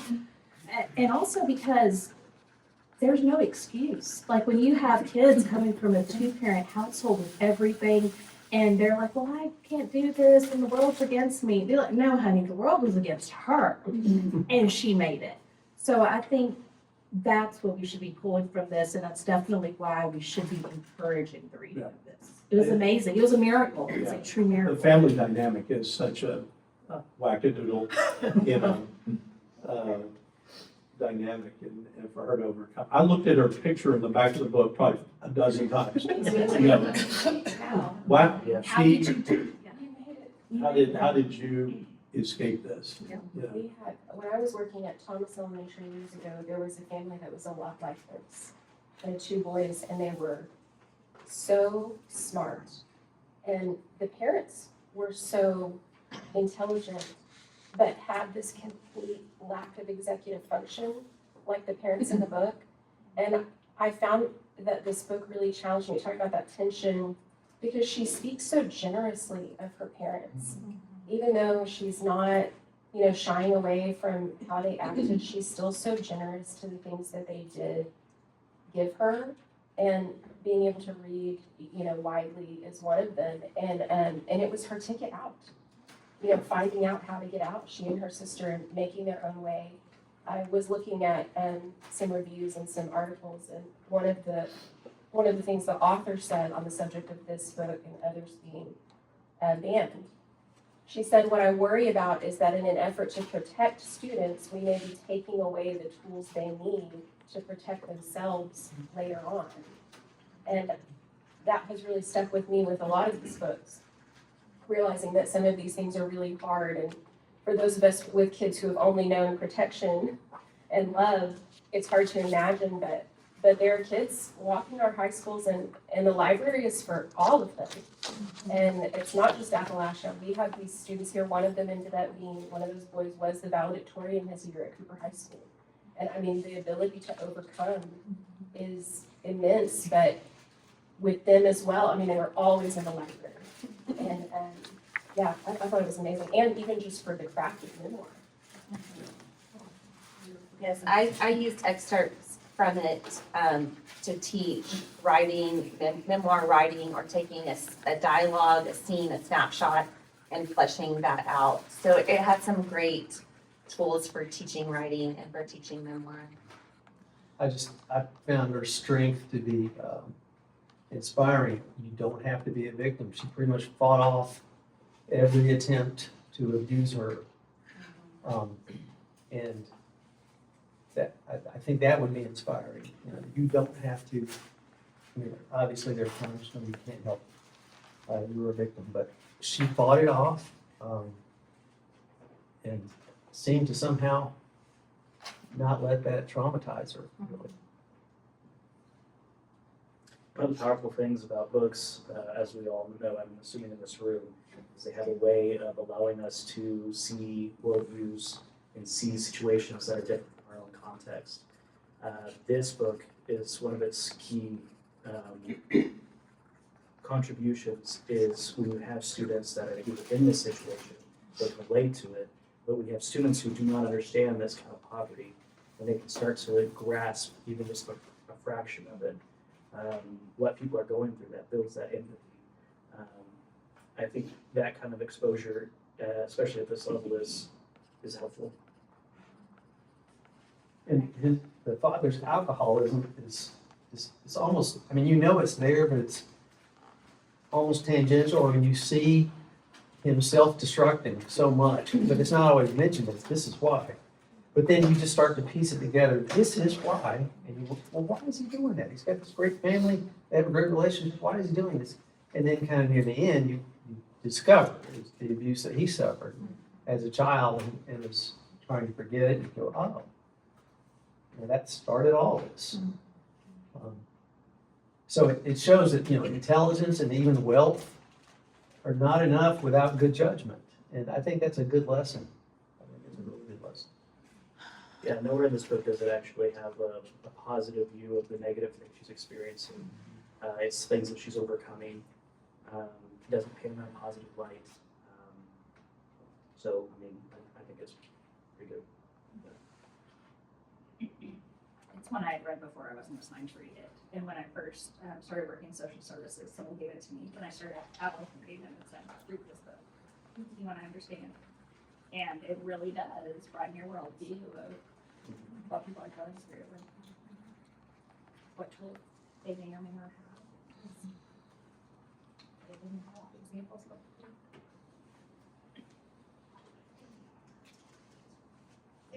Anything else to add?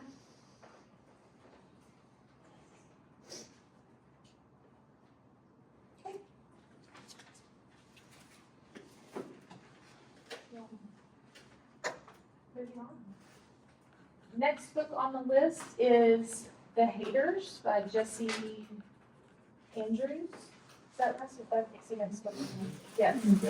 It is, it was purchased from Abilene Library in 2016.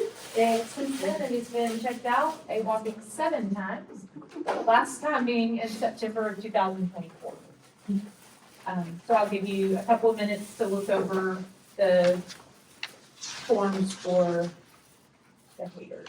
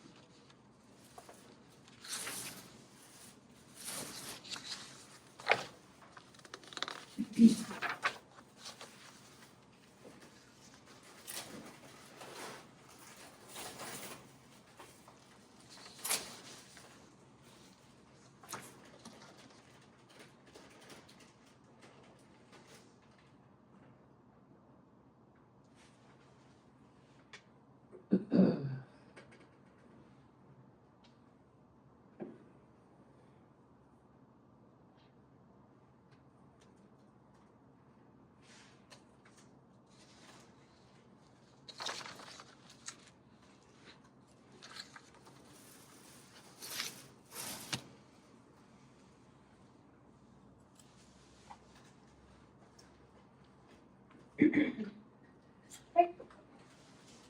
So they have anything, this one does have some varying opinions, from the group. Probably worth some discussion. Well, I'll just go ahead and explain mine. I'm probably a minority, but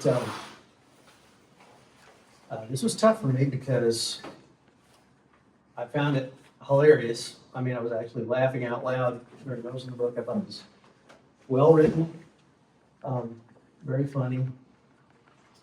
But as far as these 3 questions, I think it does appeal to the very interested in minors and sex, because all the sex is without consequences.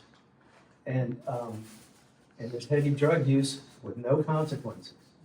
I don't think it meets community standards for minors. These are minors. These are people 16 and so.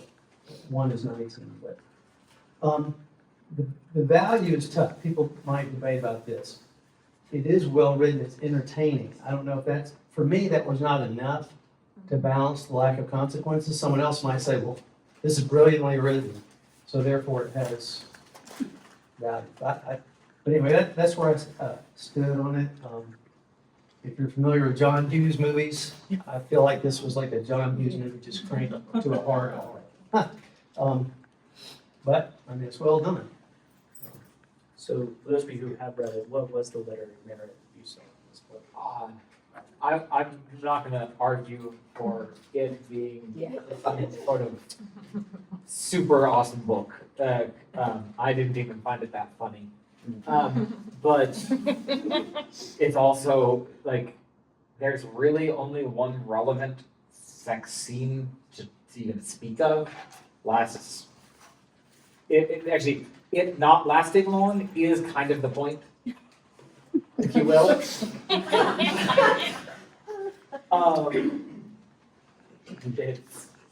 handled safely, and I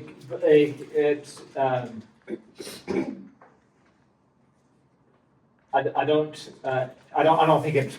There's none of that that's like that. I think appeal. I would disagree that I don't think it appeals to furry interests. I don't think that that's the kind of that's the kind of description that's happening in there. I think it's embarrassing, and I mean, kids can be embarrassed about things. I'm clearly not the target audience for this, but I think that there are some things that could be relatable in terms of social awkwardness, especially amongst nerdy music teens. Like there's some connection points I think there that people could connect to. Yeah, I don't think it's harmful. It was teenage dribble. It really was. It was the most painful one I read. I concur. It was the only one I didn't finish, which is why my review is not in there. Amazon lost it. Yeah. So any of the books that I didn't get, I ordered from Amazon. And when it did come, I started it. And I don't know, this might be where I became a literary snob, because it just wasn't motivating me to read it. Going from the bluest eye to that? To that, exactly, yes. So I didn't see anything terrible thus far, but I also didn't see anything redeeming where I could say this needs to be in our library because it teaches the valuable lesson of, I mean, so far I've really been suffering, trying to struggle through it to get, So you know. my recommendation is from a, I don't see it harmful, so I have no recommendation to remove it. Would I go around saying, hey, guys, this is the best read, like your life is going to be changed? No, but I don't see anything harmful to follow through a recommendation of taking it out of the library. Well, I didn't read this. I read the other one by the same author, and I'm sure we'll get there. And so probably similar. Wasn't really for me. But it's my understanding from articles and reviews from teens, there's like mixed reviews from teens themselves, that the point of this author's writing is to appeal to reluctant readers and especially boy readers, teen boys that are having a heart, that are not going to read The Bluest Eye. I didn't read it, I don't know, but if it's like the thing that kind of gets them into reading, I don't know, there's a thing with teens, and, you know, I'm very much more restrictive with my kids when it comes to things like the internet, and less restrictive when it comes to things that they read, so I might be in the minority. But there's something in a teen, in the development of their mind, that wants to transgress. And reading transgressively is a way that allows them to do that safely. And they're not engaging in these activities, and they're seeing the embarrassment and the, you know, but again, I didn't read this, so.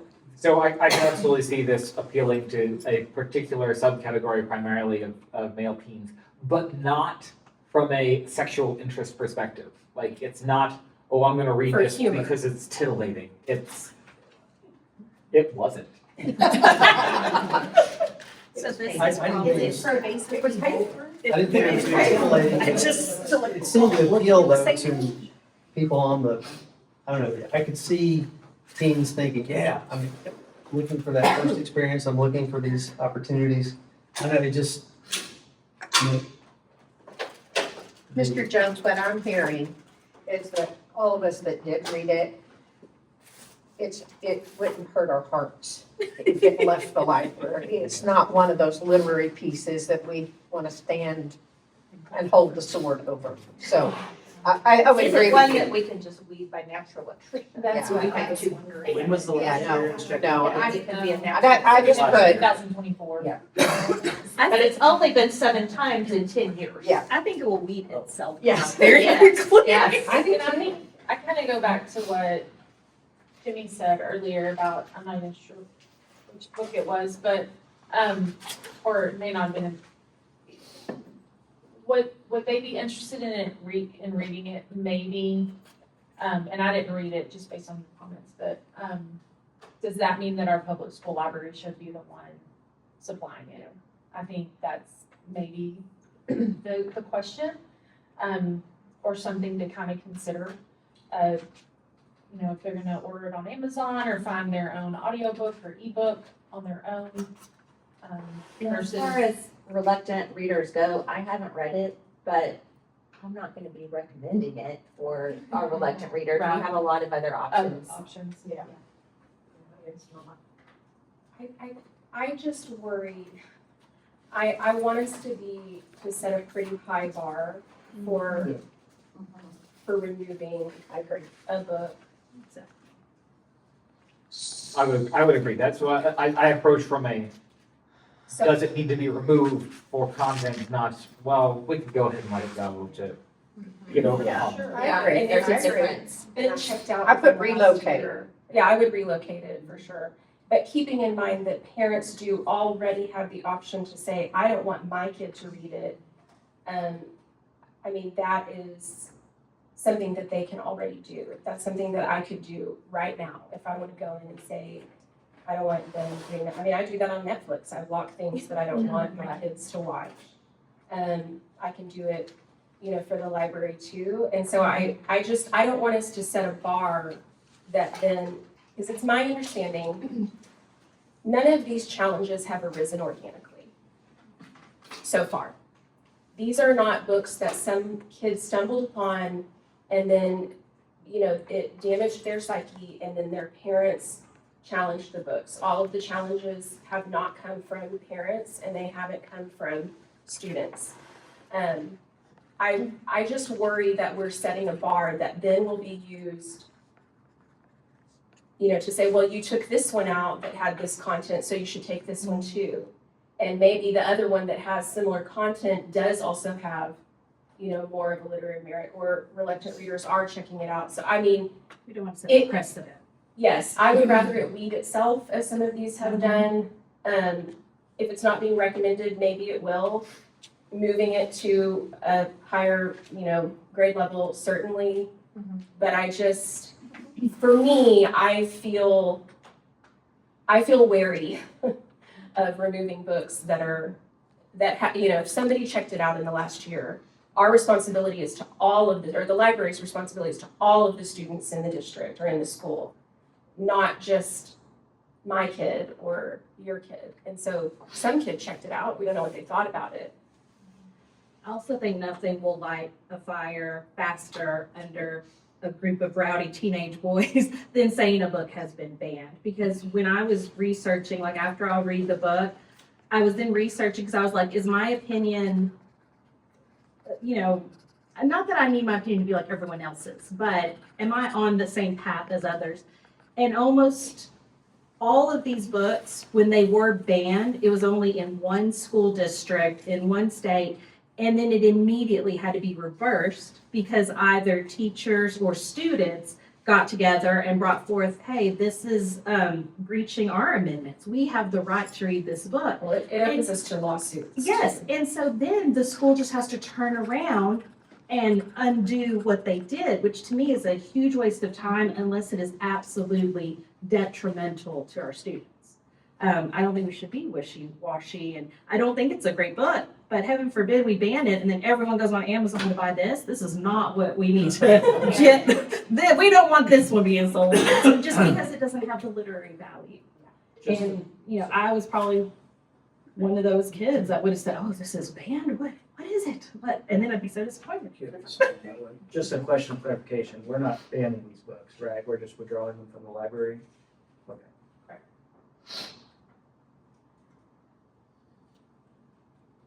Can you provide what you think the difference is? Banning is making a statement, a formal statement that these books are withdrawn from the library, it's just not making them available to students.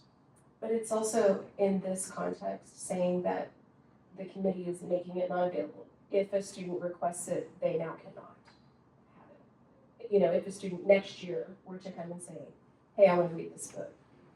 If the haters This win, committee has all now. if Well, the they haters can read it, they win- just can't get it from this library. Yeah, that's. Yeah. Right, but I mean, the library is to serve, all the students. They can read it if they have the means to acquire it on their own. Or if the public library has it, perhaps.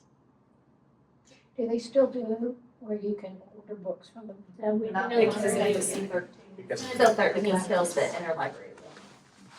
And I also think that is something important to consider. I teach at Stafford, which is a pretty low income school. I have a lot of my kiddos, and I'm not exaggerating when I say this, a lot of my kiddos come to school and they have no books at home. None. There is not a single book in their household. Granted, a lot of them are refugees, a lot of them fall into the homeless population, but they don't have access to the public library because they don't have a car. And secondly, the branch that's closest to my kiddos is closing. It's closing. So I have this huge population of kids with no books at home, no access to a public library. That's also something we've got to consider, that I can order anything I want from Amazon. My kids can have anything they want from Amazon. But a vast majority of our students don't have that luxury. They have nothing at home. But no matter what, the budget stays the same. It's not changing the budget, that they would just be saying, instead of buying this book, we'll buy more that we think Yeah, are they're better. Oh, okay. It's removed it, yeah. So, and I'm not saying, but since what I'm hearing from the people that read it is that it's not harmful. It's just not a good book. It's just people. I don't want to see a book that we just didn't like be used as the measuring stick later I would for a book that disagree. we might think is important. I would disagree. I think it's harmful because the sexual encounters and the drug use are showed with no consequence and laughed off. And either we use these 3 yardsticks or we don't. You used the word casual sex, Pardon? you used the word casual sex and casual drug use in your Yes. review. Yeah. Recreational. I would agree, that's our yardstick. I just disagree with the measure that we provided.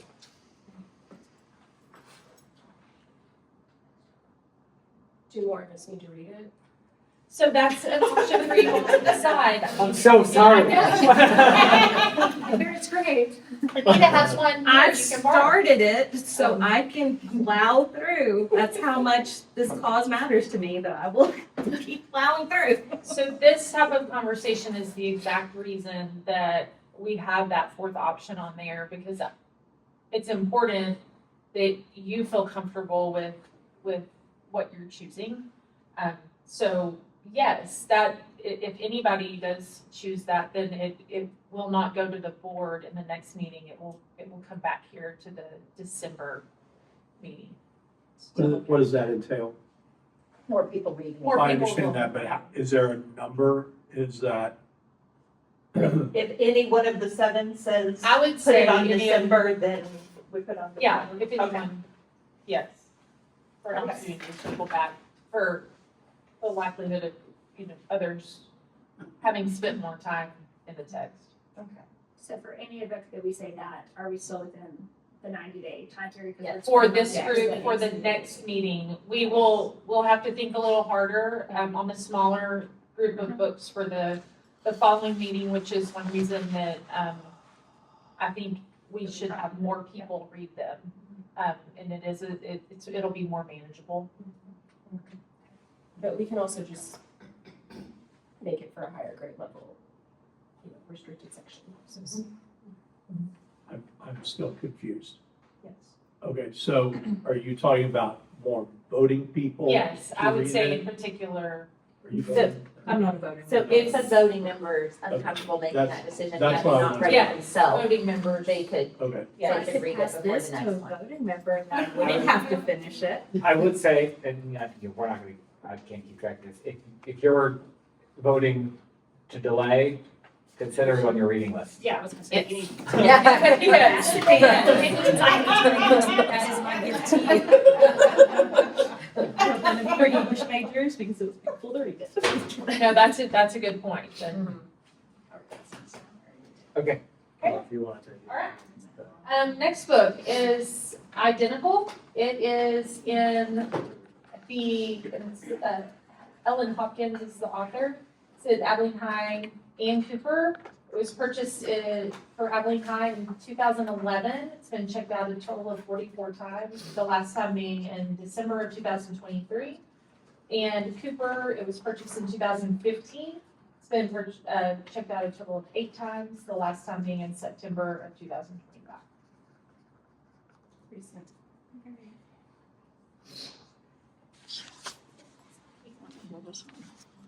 This one was the toughest one to me.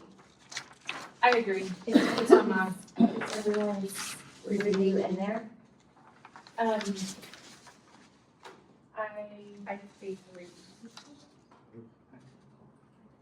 Christy, did you have a review for this one? Yes. Let me see if it didn't make it in. I tried to upload all of them. It looks like it didn't make it in. I can tell you what I wrote. Okay. All right. Because I did some research on this one because it was a hard read, honestly. And I also think that this author in particular is very, like, sensationalizes. I think you said that in yours. Okay, but over 3/4 of children who experience abuse are victimized by a parent. This novel is extremely difficult to read, but it portrays the heartbreaking terror and confusion of growing up under the control of an abuser. The Challenger's cited passages do a good job of summarizing the devastation and resulting snowball of detrimental choices on the part of a child experiencing complex trauma. But what these excerpts do not show is the hopefulness of finding a way out. Not shown in the challenge document is the relationship with a grandmotherly figure who sees the trauma and offers a listening ear, the nurse who sees the red flag behaviors as a cry for help, the hospital workers who get the victim the care she needs, or the mantra with which a healing main character ends the book: one thing to live for, one day at a time. The author says she chose this subject matter because the issue touched the lives of 3 of her friends, and she wanted young readers to know it is possible to find a way beyond this terrible place into a brighter future. And I just think there will be students who find a lifeline in stories like this, as hard as it is to read. This is something that statistically is extremely common and, may give language to what they need to get out. When I was looking at the statistics, they were pretty staggering. But I do think that the writing is not great.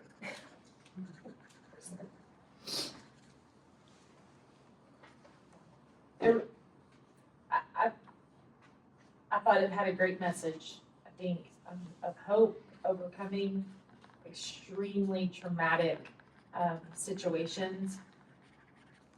At the same time, I felt like it had so much that it might be hard for a kid to get to that. Just all the things, and then along with this alter personality that There's comes a at the big end. twist. There's a big twist, so if you're gonna read it, I just gave it away, but it was just, it was very hard. I don't know that a kid that would pick up this book would necessarily get to that end result of overcoming a challenge. It was a really hard read. I felt like it, again, the literary merit wasn't great.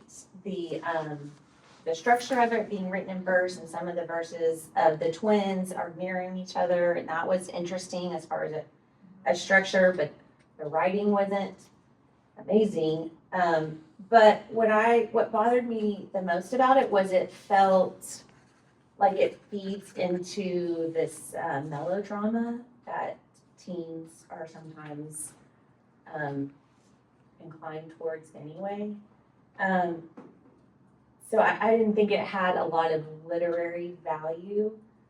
However, I don't think it's harmful. I don't think it presented the material in a way that is glorifying it. It is like very much, scaring the reader away from these things that that the main character is going through, and not, selling this. And she does find hope at the end. So, it might be one that we consider moving to a junior, senior section or more mature readers. I paid careful attention. I was talking to a friend who teaches, has taught a banned book class and has taught some young adult literature classes. And she mentioned that there was a book, not all the ones on these lists, that had a lot of eating disorder content. and that some of it could read almost like a manual. And so I paid careful attention to those parts because that was the part that I was most concerned, like, I don't want kids, that I would consider harmful if you're reading this and it's like teaching you how to engage in these behaviors.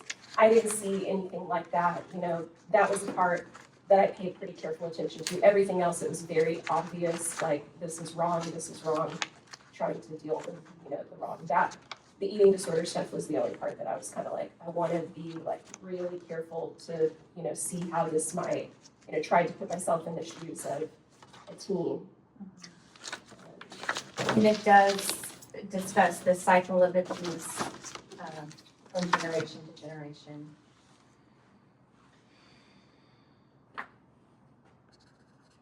Would this be a case where we could ask, are there better books that would do this better than this particular book, that would address abuse like that, maybe in a better way? Other books on this list address some of the same things. This is the only one that I can remember where the abusing parent is a powerful figure. And I thought that was an interesting, part and something that I think is less known, but statistically just as common. So we talked about some books already that dealt with poverty and terrible, things that you see from the outside. And this one was very different, and this was a very picturesque family with very powerful parents, and they're the ones where people have no idea what's going on behind the closed doors. So that it's a different message than some of the other books on the list in that the family dynamics and the type of family that it is.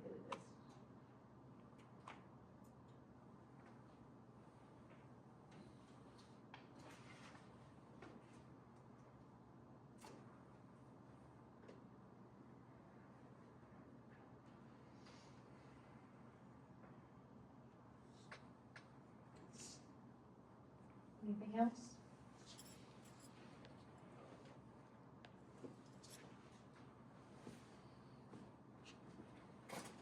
Okay. Move on to the next book. I suggest we talk about the next two together. Yes.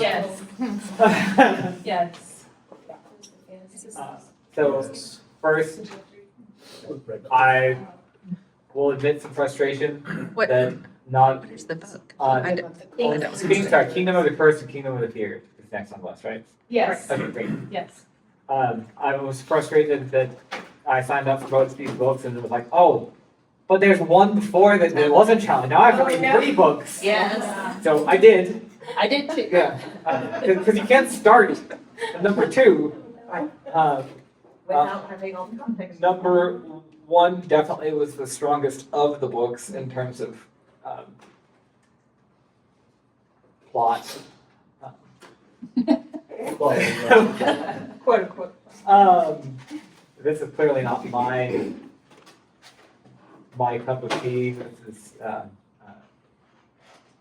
it's YA romance, and that's what it is. My recommendation. So, looking at the reviews and looking at the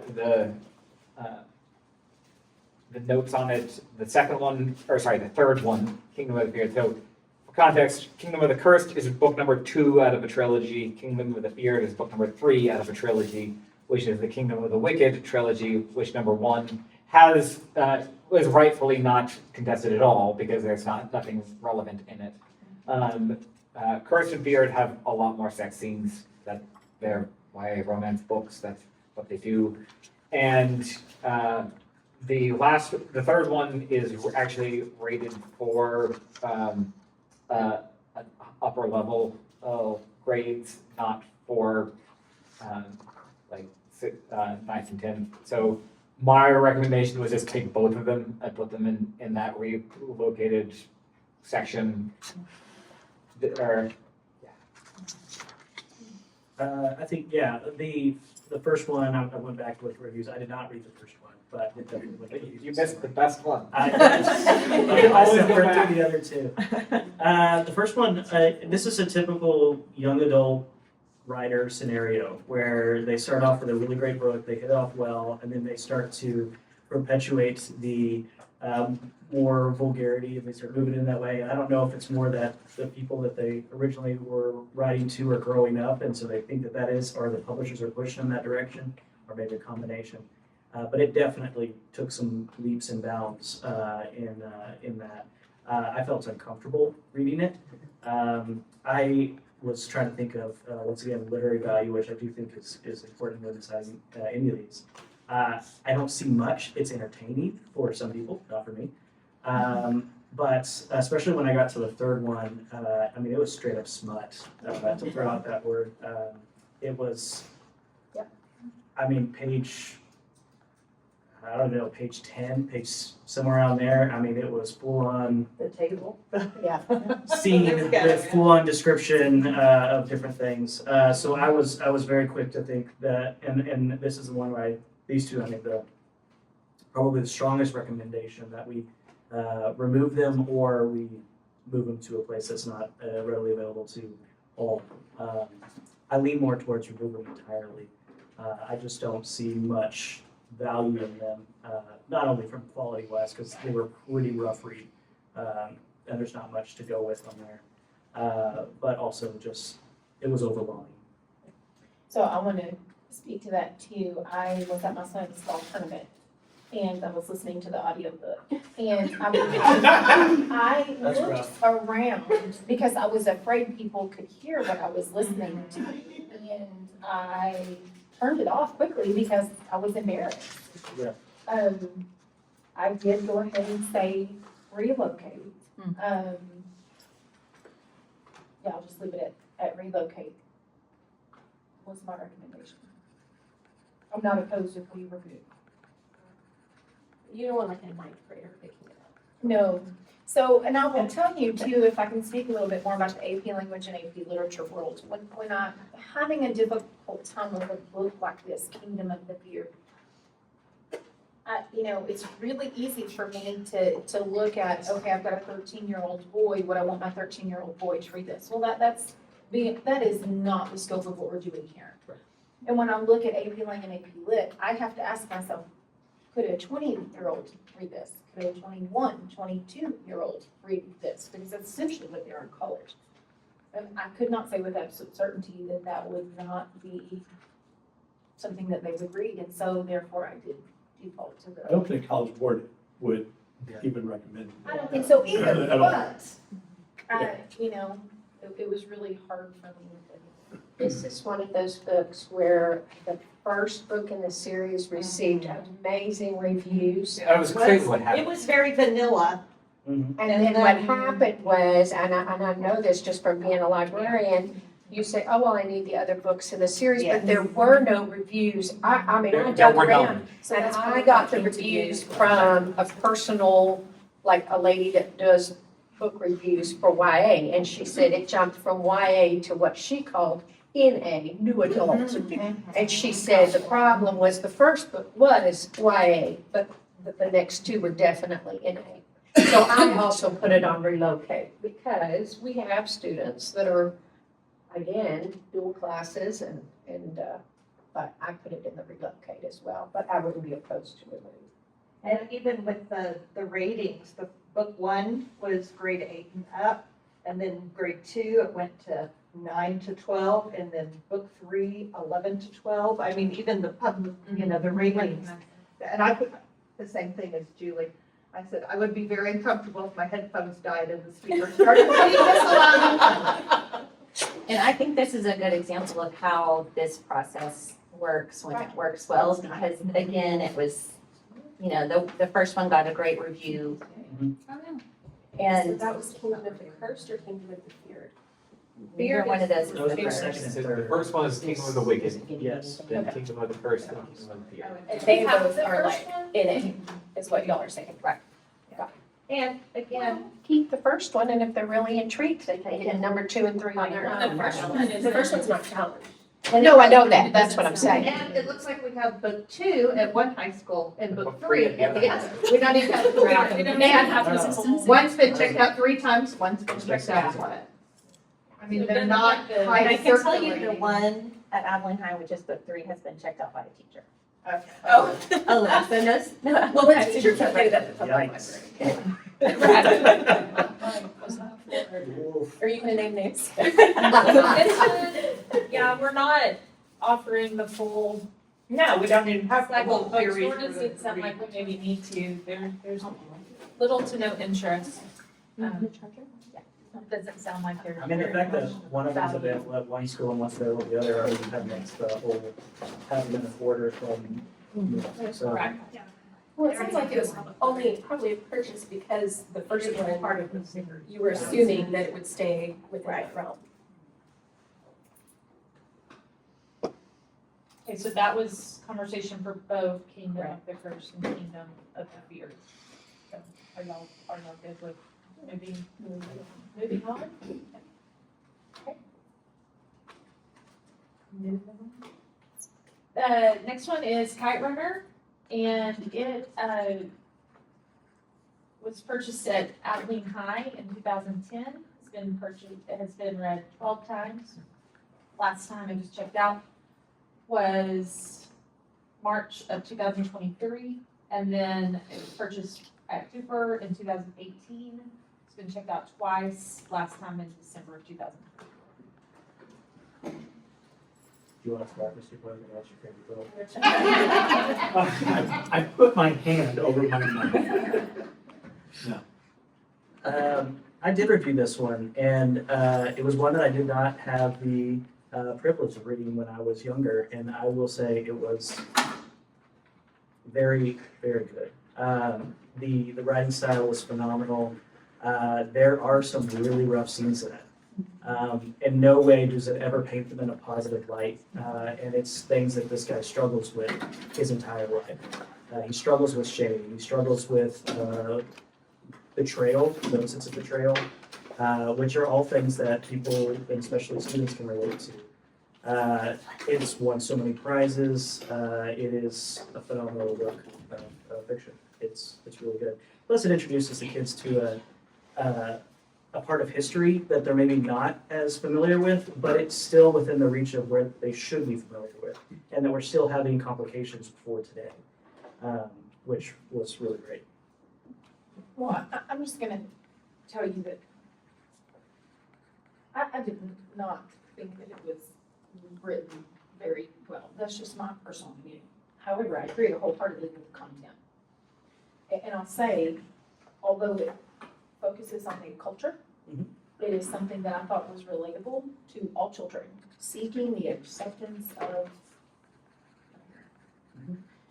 This book I struggled with more than anything, any of the books I read. I even texted Mr. Pogue at one point, asking for help. Where I landed with this book and with all the books is we have to be careful, because great change happens when we become vulnerable, right? There is no greater privacy to become vulnerable than with a piece of literature. And if we want kiddos to persevere, if we want them to overcome, we have to give them that privacy with literature. And this was a book that I felt like people exposed to the things within the book in a group setting or in a public setting, probably not overcome. The privacy with this book and the opportunity to use it as a tool to grow as a human, I think that's invaluable. And that's just my opinion. I do think it's reserved for upper grade levels.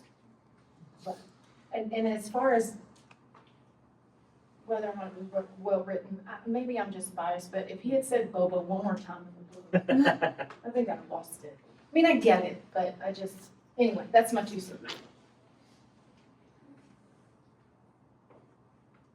Yeah, I thought this book has extreme, can be argued for the literary merit. There's a lot that can be discussed and studied, and but I think the overall themes are the things that make this book so valuable.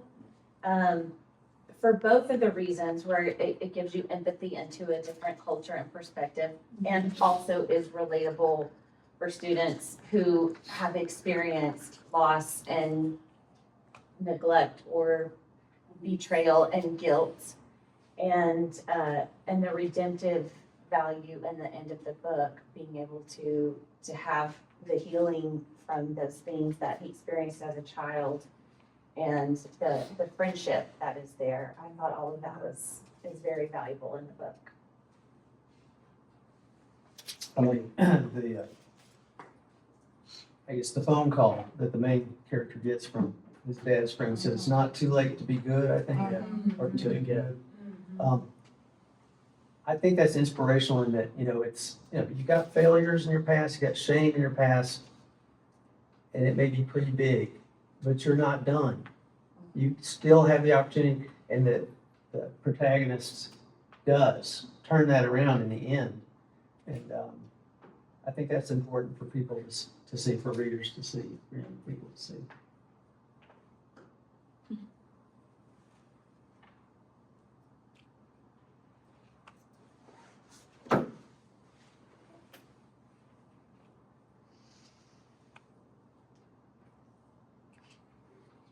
Anything else? Okay.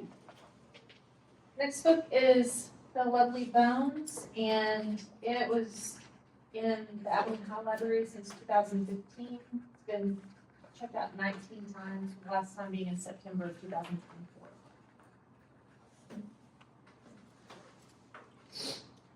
And give me a second to pull that up.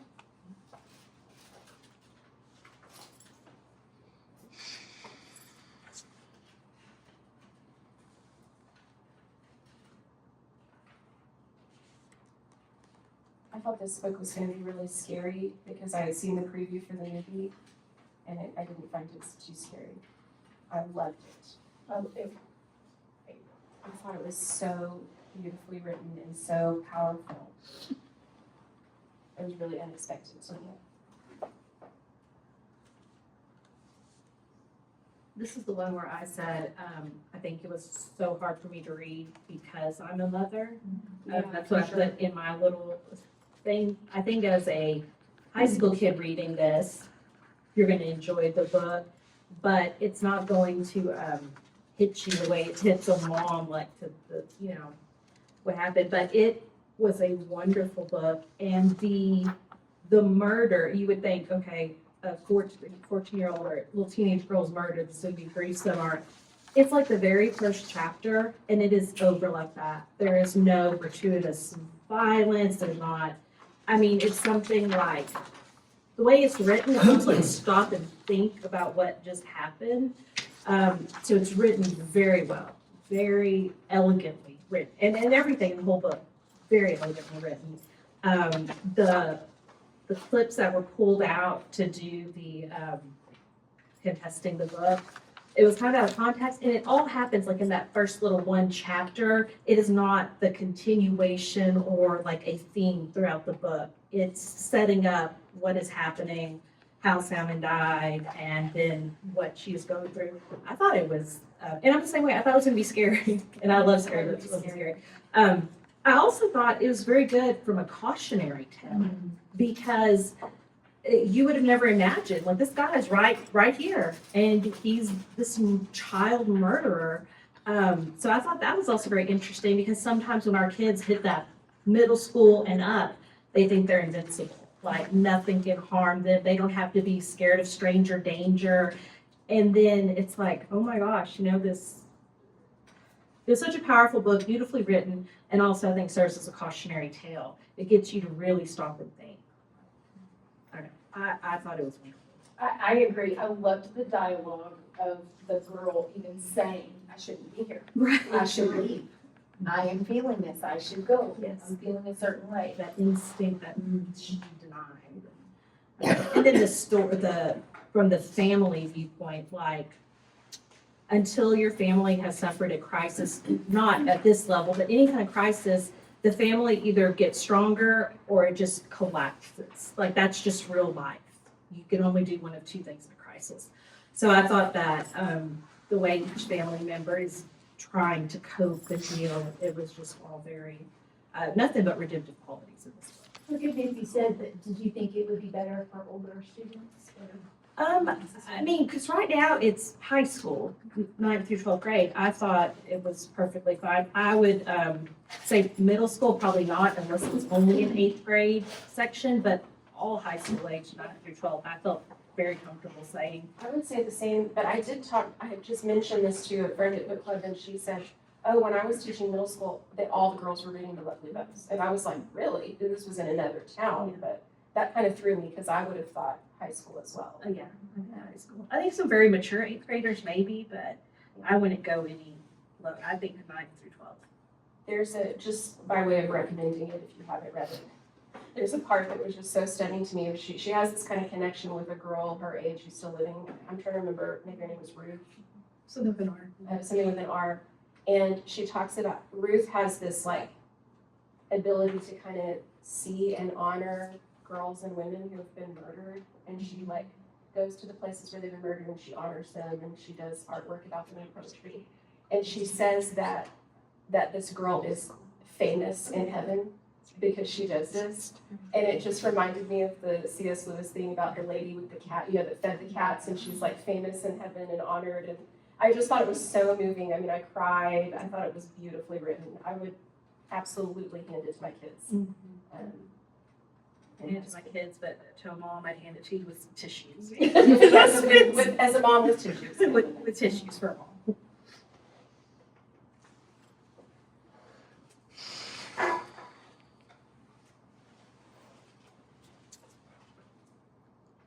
Anything else before we move on? Okay. Next book is Me and Earl and the Dying Girl, and it was purchased for both libraries in 2012, and it's been checked out from Abilene High 12 times and Cooper 16 times. The last checkout at both schools is in April of 2023.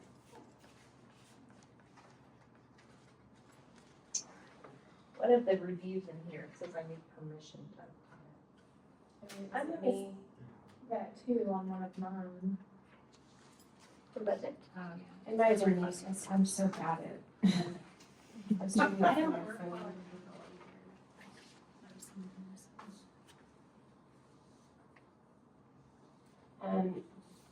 I mentioned earlier, I just don't think I like this author. But I did read a lot of reviews.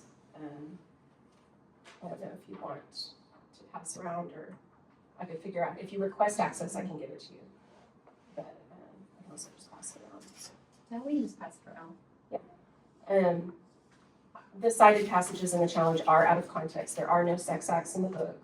It is extremely crude, lots of language, which is, I think probably pretty normal.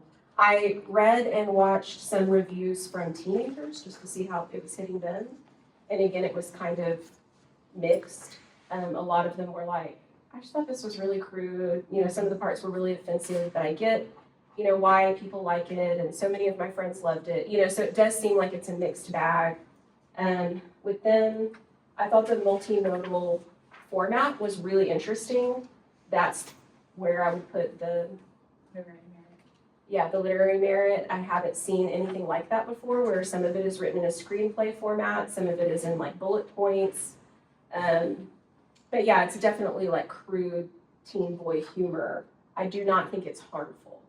The things make it sound like you're describing acts, and it's definitely not. It's like boys who have no idea what they're talking about, trying to gross each other out. Right. And I will add that the scene that made it to the Big Country homepage headline, that quote is so out of context, because what's happening there is one of the boys has found out that his friend who's a female, has cancer, and he's going over to talk to her. His mom is making him go over to, be a friend. She needs a friend right now, and he's like, it's gonna be so awkward. What do I say? What do I do? And his other friend, who's the one who's probably the most vulgar and crude in the book, makes a joke about that. And again, neither of them are sexually active. There are not, sex acts in the book, but there is a lot of joking. There's a lot of crude jokes and language around it. Which they have iPhones. Right. I talked to another English or an English teacher who, her problem with the book was more about the one character, the friend Earl character, who is the only Black character in this This was book. my problem as well. Yes, that he has absent parents, drug addicted, like there's nothing in his family or home life that is redeeming, and he's always at the main character's house because his family home is so bad, and that, there's just not a lot else to his character. It's very one-dimensional, and he is like representing, a bad home, a bad family. So I didn't feel like there was a lot of value left in the book. So I would be comfortable removing it or relocating it to a junior senior section. It was, again, maybe not harmful, but just crude and, a lot of profane jokes. I talked to a friend who is a Black woman currently taking a young adult literature class in grad school. She just noticed, she called me and she said, it seems like you're reading all the books that are on my YA lit class list. And so we talked about it a little bit, and I asked her about that specifically. And she said, yeah, the racial stereotyping of Earl as the only Black character, main character in the book, was the hardest part for her. She said she read it when she was younger, and she liked it. But now that she's, a decade older and in grad school, she read it through a different lens, and she went, hey, that's not good. That's not great. And they had some lively discussion in their class about that. I also thought it had quite a few homophobic words. I don't know if there's an option to put content warnings on the books, or is it just, it's gonna go to another section, or it's gonna be removed? The racial stereotyping is probably the worst part. I'd be hesitant to ask for them to be that filtered down. Sure. For the sake of our librarians. I think that could be hard to manage and hard to answer to. If we were keeping books that required that type of filtering.